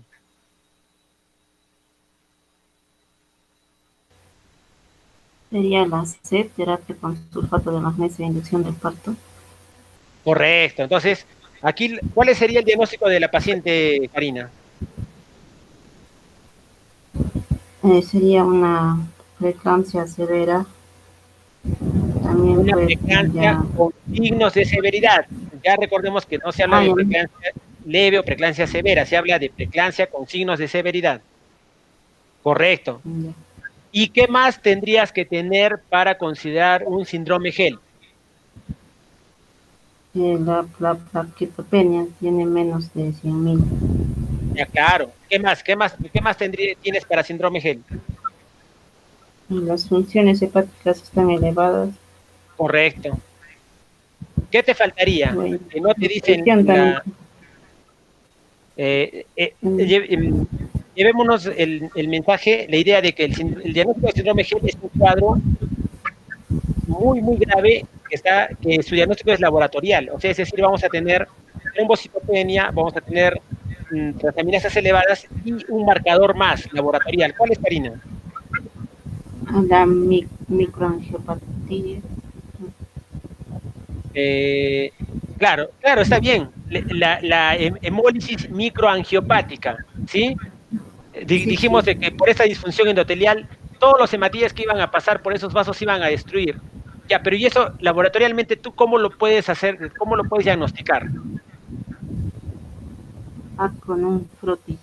Y vamos a ver Ya, que los glóbulos rojos están vamos a encontrar, fragmentados.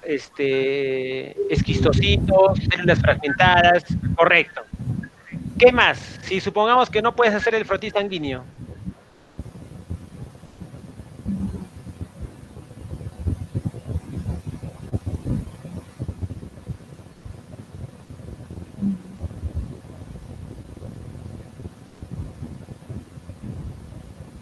¿Otra prueba más o tiene que ver con la Sí, otra hemólisis? prueba que te haga el diagnóstico de hemólisis.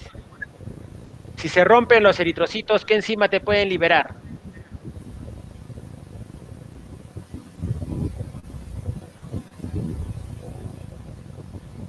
¿Qué dice Valerie?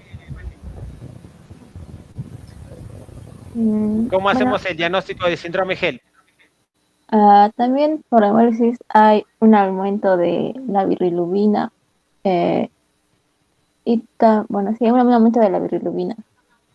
Ya. Pero en el caso específico de síndrome Gel, hablamos de un tercer marcador, o sea, para el hemólisis. ¿Cuál es este? ¿Quién sabe? Es el dosaje de La, lactato deshidrogenasa. Así es, DHL. DHL más de Ujú. 600 configura el diagnóstico de síndrome Gel. Correcto, muy bien. Entonces, aquí nos está configurando un cuadro de preeclampsia con signos de severidad. Entonces, aquí, ¿cuál es la idea? De nuevo, lo mismo que lo que ya hemos remarcado, ¿sí?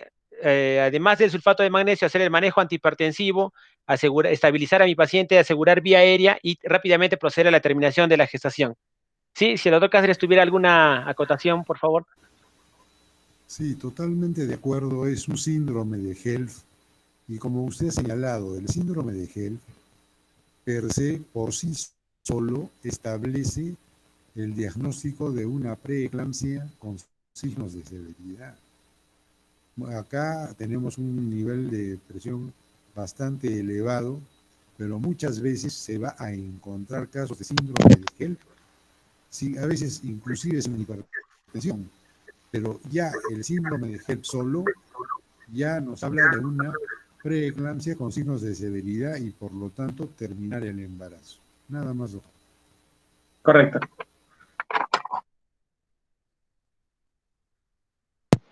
Dice, una mujer de 19 años, primigesta con 39 semanas de gestación, es diagnosticada con preeclampsia basada en una presión arterial en rango de 150 a 90 milímetros de mercurio y una proteinuria de 2 cruces en la tira reactiva de orina.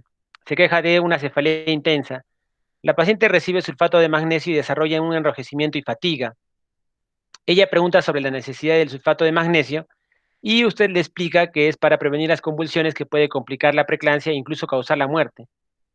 La paciente pregunta cómo estas convulsiones asociadas a la preeclampsia pueden causar la muerte o pueden causar mortalidad. ¿Cuál es entonces el mecanismo por el cual las convulsiones en la preeclampsia me producen la muerte materna? A, hemorragia intracerebral; B, infarto de miocardio; C, anomalías electrolíticas; D, aspiración.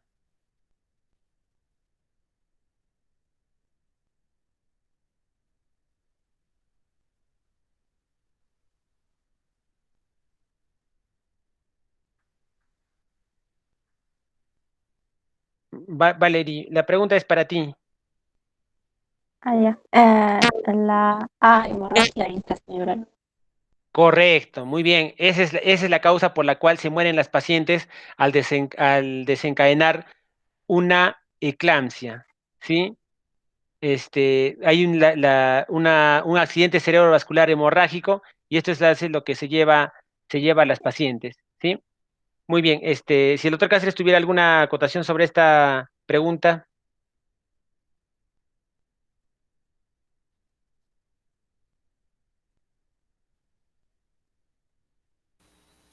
Estoy totalmente de acuerdo, doctor. La primera posibilidad es una hemorragia cerebral y quizás como segunda posibilidad se podría considerar la aspiración, ¿no? Que muchas veces después de las convulsiones se pueden aspirar las pacientes, ¿no? Y por eso que se llama complicar, ¿no? Hacen neumonías aspirativas y pueden, pero ya esa es una segunda posibilidad. Correcto, muchas gracias, doctor. Seguimos, esta pregunta sería entonces para Cristian. Dice, se observa una mujer de 33 años a las 29 semanas de gestación que tiene una presión arterial de 150/90 y una relación proteína-creatinina de 0.6. El recuento de plaquetas, las pruebas de función hepática y la creatinina son normales. ¿Cuál de los siguientes es el mejor manejo para esta paciente?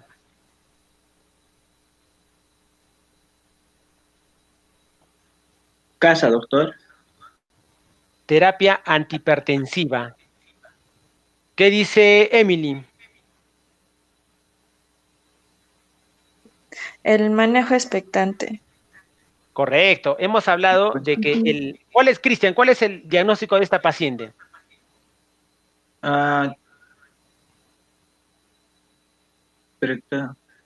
Tiene presión alta. Ya, correcto. Preeclampsia, pero ahora tienes que decir nombre y apellido, es decir, ¿es una preeclampsia con signos de severidad o sin signos de severidad? Sin signos de severidad. Correcto, sin signos de severidad. Y cuando yo he hablado del tratamiento de una preeclampsia sin signos de severidad, ¿hemos mencionado en algún momento algún tratamiento? ¿Sí o no? No.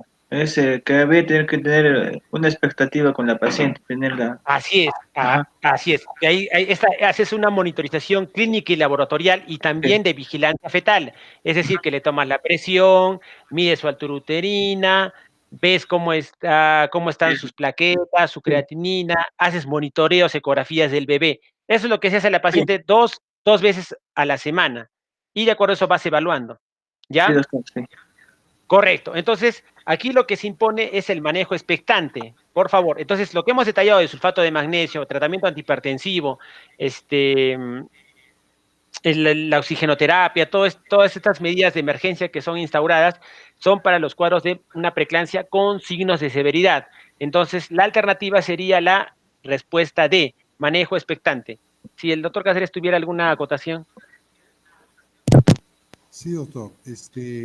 Definitivamente la respuesta es D. Pero algo que también siempre tenemos que tener en mente es al binomio madre-niño, ¿no? Entonces, en esta paciente se tienen que hacer pruebas para ver el bienestar fetal, que a veces no lo tomamos en cuenta y a veces nos damos con sorpresas y podemos llegar a una muerte fetal intraútero. Solamente eso, doctor. Correcto. Gracias, doctor. Pasamos a la edad primigesta con 28 semanas, es diagnosticada de preeclampsia con signos de severidad basado en una presión arterial de 160-100 milímetros de mercurio y un recuento de plaquetas de 98.000. La paciente es tratada con hidralazina para la hipertensión. Para completar esto, habíamos hablado de que el tratamiento antihipertensivo ideal debería ser endovenoso, que nosotros no contamos, pero en otros lugares el manejo se utiliza dos drogas, la hidralazina y el abetalol, ¿sí? Que nos ayudan a hacer el manejo de la hipertensión.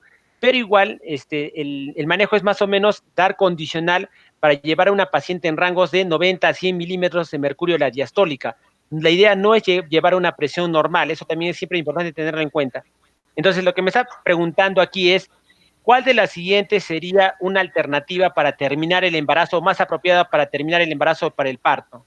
Entonces dice, la presión sanguínea, si persiste en un rango de 150 a 95, la proteína de la orina aumenta 5 gramos en 24 horas, la paciente alcanza las 32 semanas de gestación, D, la paciente desarrolla edema pulmonar, E, el recuento de plaquetas repetido es de 95.000. Entonces, en sencillo, la pregunta está diciendo que le digamos cuál de estas es una razón para terminar el embarazo en forma urgente. Esa pregunta sería para Emily. El recuento de plaquetas repetido es 95.000. ¿Qué dice Karina? La E. Ya, ¿qué dice Karina?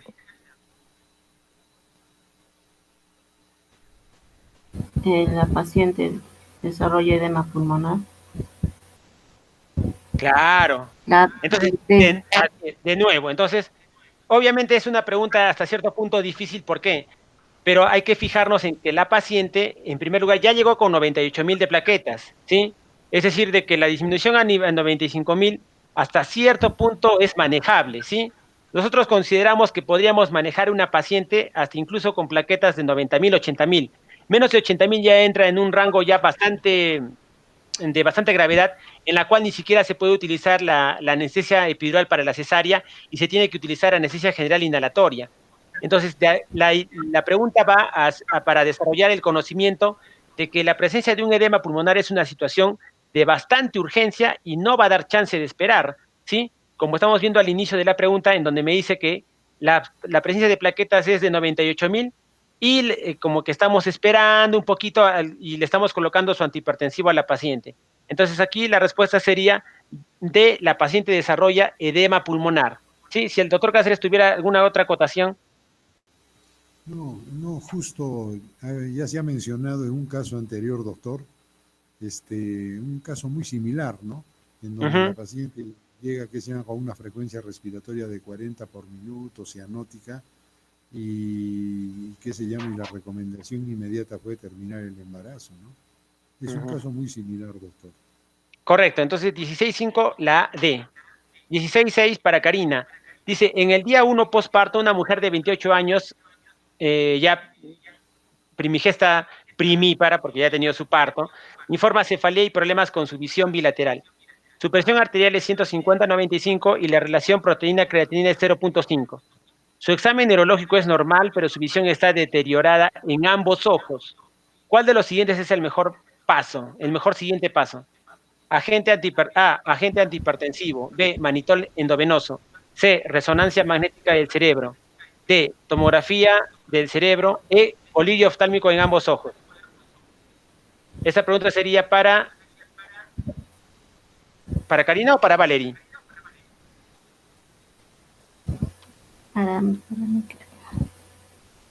Para Karina es. Ya sería el A, agente antihipertensivo. ¿Qué dice Valerie?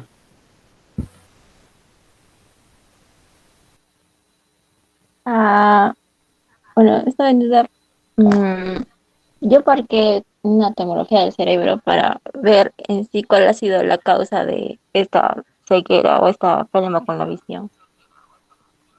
Claro, entonces aquí, de nuevo para remarcar es que el manejo antihipertensivo, nosotros lo instauramos con una paciente que tiene una presión arterial mayor o igual a 160/110, ¿correcto? O en todo caso podríamos instaurarlo cuando una paciente tiene una diastólica de 100. Pero cuando una paciente tiene una diastólica de 95, no se opta por usar manejo antihipertensivo. ¿Por qué? Porque el nifedipino, que es la principal droga que nosotros utilizamos, produce una disminución súbita de la presión. Entonces esto puede agravar o comprometer el cuadro de la paciente o incluso puede disminuir el aporte de sangre al feto y en algunos casos, sobre todo cuando se da sublingual, ojo por favor, no dar sublingual jamás en nifedipino, está asociado a cuadros de óbito fetal. Entonces, aquí el agente antihipertensivo no es una opción. Lo primero sería aquí que tenemos que estar pensando en un cuadro de compromiso del sistema nervioso central producido por la preeclampsia, porque hemos dicho que también la ceguera bilateral es un indicativo de preeclampsia con signos de severidad. Entonces, aquí rápidamente lo que nosotros tenemos que determinar es la presencia de una hemorragia intracraneal o un cuadro de síndrome de hipertensión endocraniana, ¿sí? Lo que se llama un síndrome PRES. Entonces, ¿cuál es ahora, obviamente la tomografía también podría ayudar, pero el método de elección es C, resonancia magnética del cerebro, ¿sí? Muy bien, entonces la respuesta es la alternativa C. Si el doctor Cáceres tuviera alguna aclaración. Definitivamente, esa es la respuesta, doctor. Sí, la resonancia magnética. Tenemos que Corre- pensar en una hemorragia que esté en el lóbulo occipital probablemente, ¿no? Que tiene que ver con la visión. Correcto. Muy bien, muchas gracias, doctor. Pasamos a la siguiente pregunta, que sería para Valerie. Dice, elija el mejor plan de manejo para cada uno de los escenarios clínicos en las preguntas que van de 16.7 a 16.10. Entonces tenemos corticoides, agente antihipertensivo, perfil biofísico, sulfato de magnesio y parto, observación continua. Entonces la primera alternativa dice, una mujer de 32 años, según digesta primípara con 35 semanas con hipertensión crónica, la presión arterial está en el rango de 140 a 95. Para Valerie, ¿cuál de estas alternativas escogerías, Valerie? Yo Antes, marqué antes de que, antes de que contestes, guíate de lo que ha dicho el doctor Cáceres, que siempre se tiene que hacer primero una evaluación fetal para definir el tratamiento.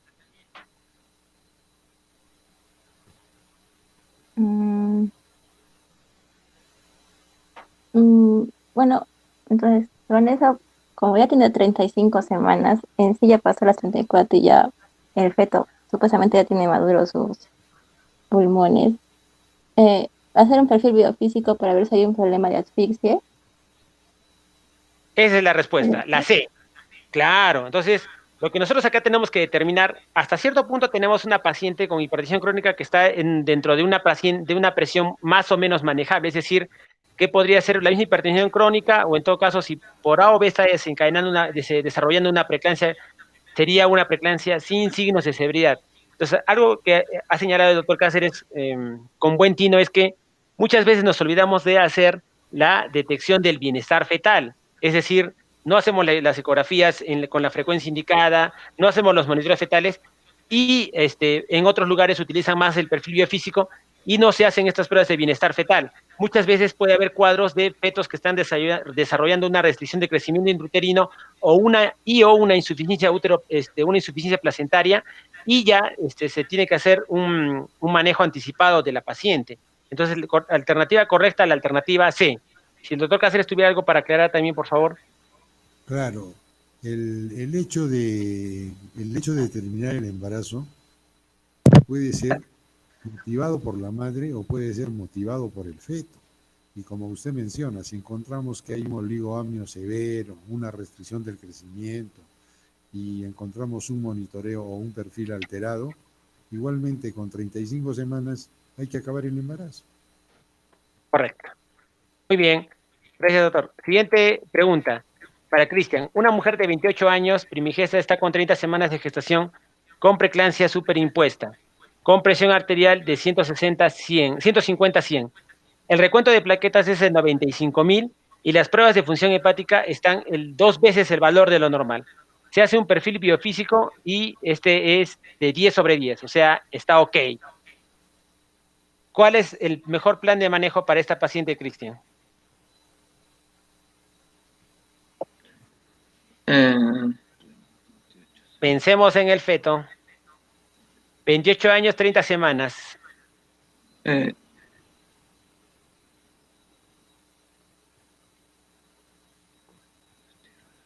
Observación continua. Ya. ¿Qué dice Emily? Los No, corticosteroides. corticosteroides. Así es, correcto. La respuesta es corticoides. Entonces, como estamos viendo aquí, no nos olvidemos del feto. ¿Sí? Generalmente damos más importancia a la mamá. Esta es una paciente que dice con 30 semanas, ¿sí? Aparentemente estamos más o menos por ahí jugando con la preeclampsia con signos de severidad. La presión es 150-100, plaquetas en 95.000, las pruebas de función hepática están dos veces el valor de lo normal y el bebé está bien. Entonces, probablemente también una alternativa podría ser el sulfato de magnesio y parto, pero podríamos también siempre dar una opción al bebé colocando los corticoides, como ya habían señalado en el manejo del tratamiento en una paciente que podría esperar. ¿Correcto? Muy bien, entonces la respuesta es la alternativa A. Si el doctor Cáceres tuviera alguna acotación más. Sí, estoy de acuerdo, doctor. Sí, estoy de acuerdo. Porque Correcto. recién estamos en 30 semanas.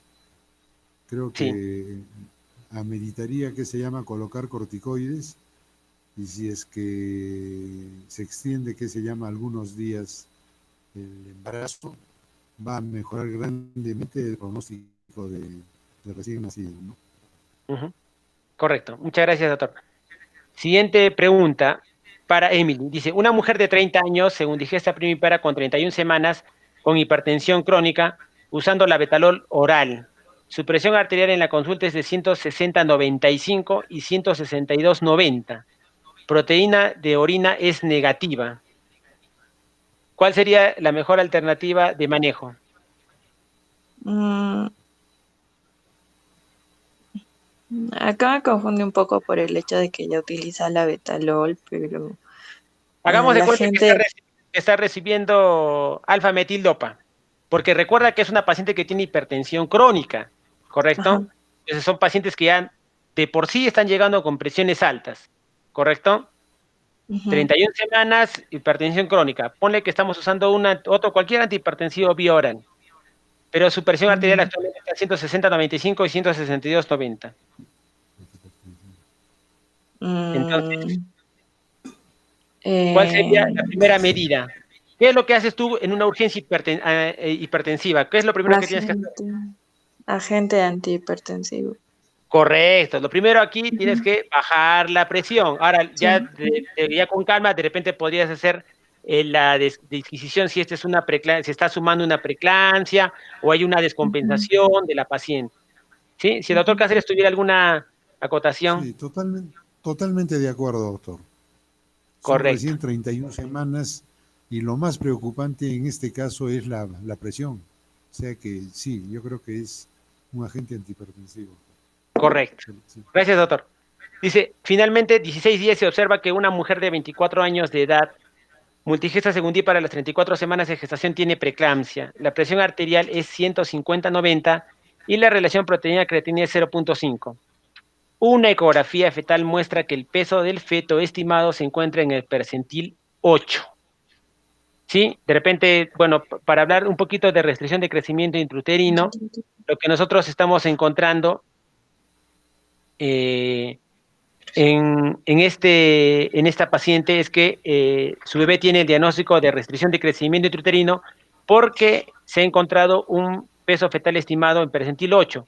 Recordemos que para hablar de restricción de crecimiento intrauterino se hace el diagnóstico con un ponderado fetal por debajo del percentil 10. Entonces, Karina, teniendo en cuenta eso, esa acotación, ¿cuál sería el mejor manejo para esta paciente? Es decir, 34 semanas, preeclampsia y RCU. Sería observación continua. ¿Qué dice Valerie? Mm, sulfato de magnesio y parto. Claro, entonces no nos olvidemos del feto. Acá tenemos un feto que está con una restricción severa de su crecimiento. Entonces, si bien es cierto, la paciente está bien, ¿no? Su presión no está muy alta, no nos dicen más datos sobre su preeclampsia, pero aquí el feto es el que está pidiendo auxilio a gritos porque su peso está por debajo del percentil 8. O sea, acá el bebé ya no va a aguantar. Recordemos que la preeclampsia viene asociada con una insuficiencia placentaria que en algunos casos compromete más al bebé que a la mamá, ¿sí? Y estas pacientes llegan con óbito fetal y luego hacen un cuadro de desprendimiento. Entonces aquí la respuesta es la alternativa C, es decir, que, perdón, ahí hay un error. La alternativa sería, está mal la clave, es la alternativa D, proceder a sulfato de magnesio y terminación del embarazo. La alternativa correcta es la D. Si el doctor Cáceres tuviera alguna observación,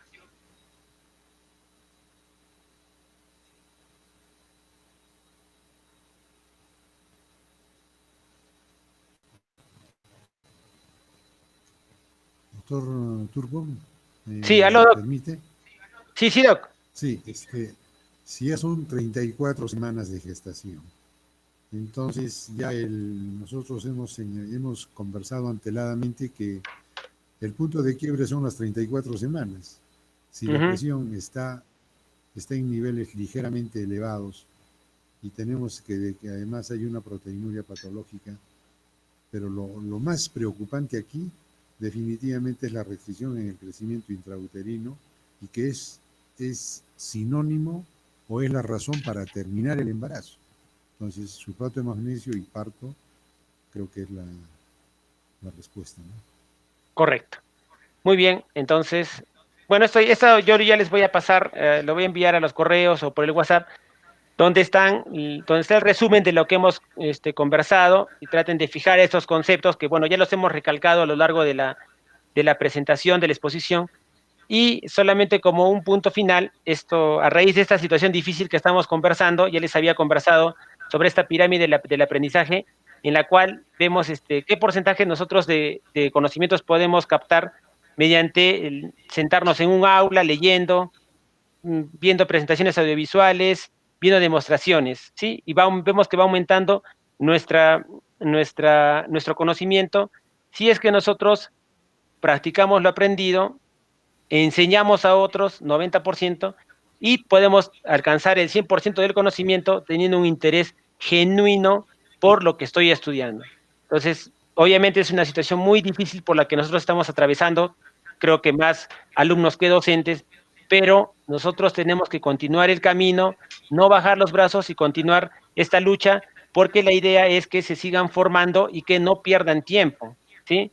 Obviamente no es lo ideal, no es, pero hay que asimilar que la situación no se va a normalizar en un corto plazo y más bien aprovechemos gracias a Dios que estamos en esta época, porque si hubiera sido en otro tiempo, no sé realmente qué hubiera podido hacer, si se hubiera tenido que frenar todo, y agradezcamos a Dios y bueno, a estas circunstancias que la tecnología, mal que bien, nos está tendiendo una mano para poder seguir adelante, ¿sí? Bueno, esta ya sería la última presentación. Yo les agradezco mucho, chicos, por su interés, por la calidad de sus presentaciones. Me ha gustado mucho el interés que han puesto, obviamente salvando las distancias que no se ha podido cumplir con la práctica. Ojalá se pueda recuperar esto en octubre, diciembre o de repente el próximo año, Dios mediante, pero no pierdan ese interés por seguir mejorando, por seguir esforzándose y finalmente van a tener su recompensa de ser unos médicos de bien. Si el doctor Cáceres tuviera unas palabras finales, por favor. Bueno, yo en primer lugar quiero agradecerte, John, por tu calidad profesional y tu humildad como persona, como profesional, como profesor. Creo que los alumnos en esta rotación han salido ganando tremendamente, incluido yo mismo. Quiero disculparme por no haber estado, que se llama, desde un primer momento con ustedes. Han habido algunas razones, espero que no se repitan. Agradecerte por haberme permitido trabajar en forma conjunta. Y respecto de los alumnos, hay un dicho que dice, ¿no? El que estudia triunfa.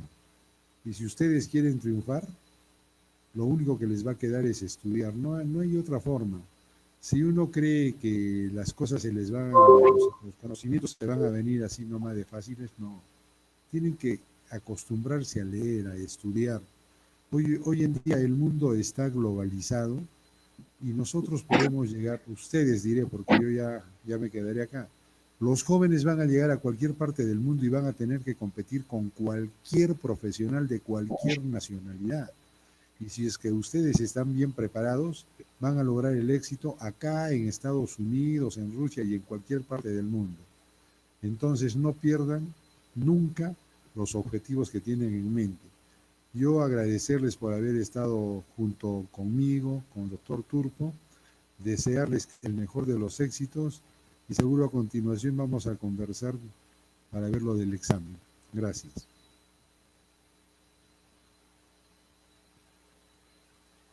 Sí, justo ahora, la idea sería, mañana, ¿a qué hora sería el examen?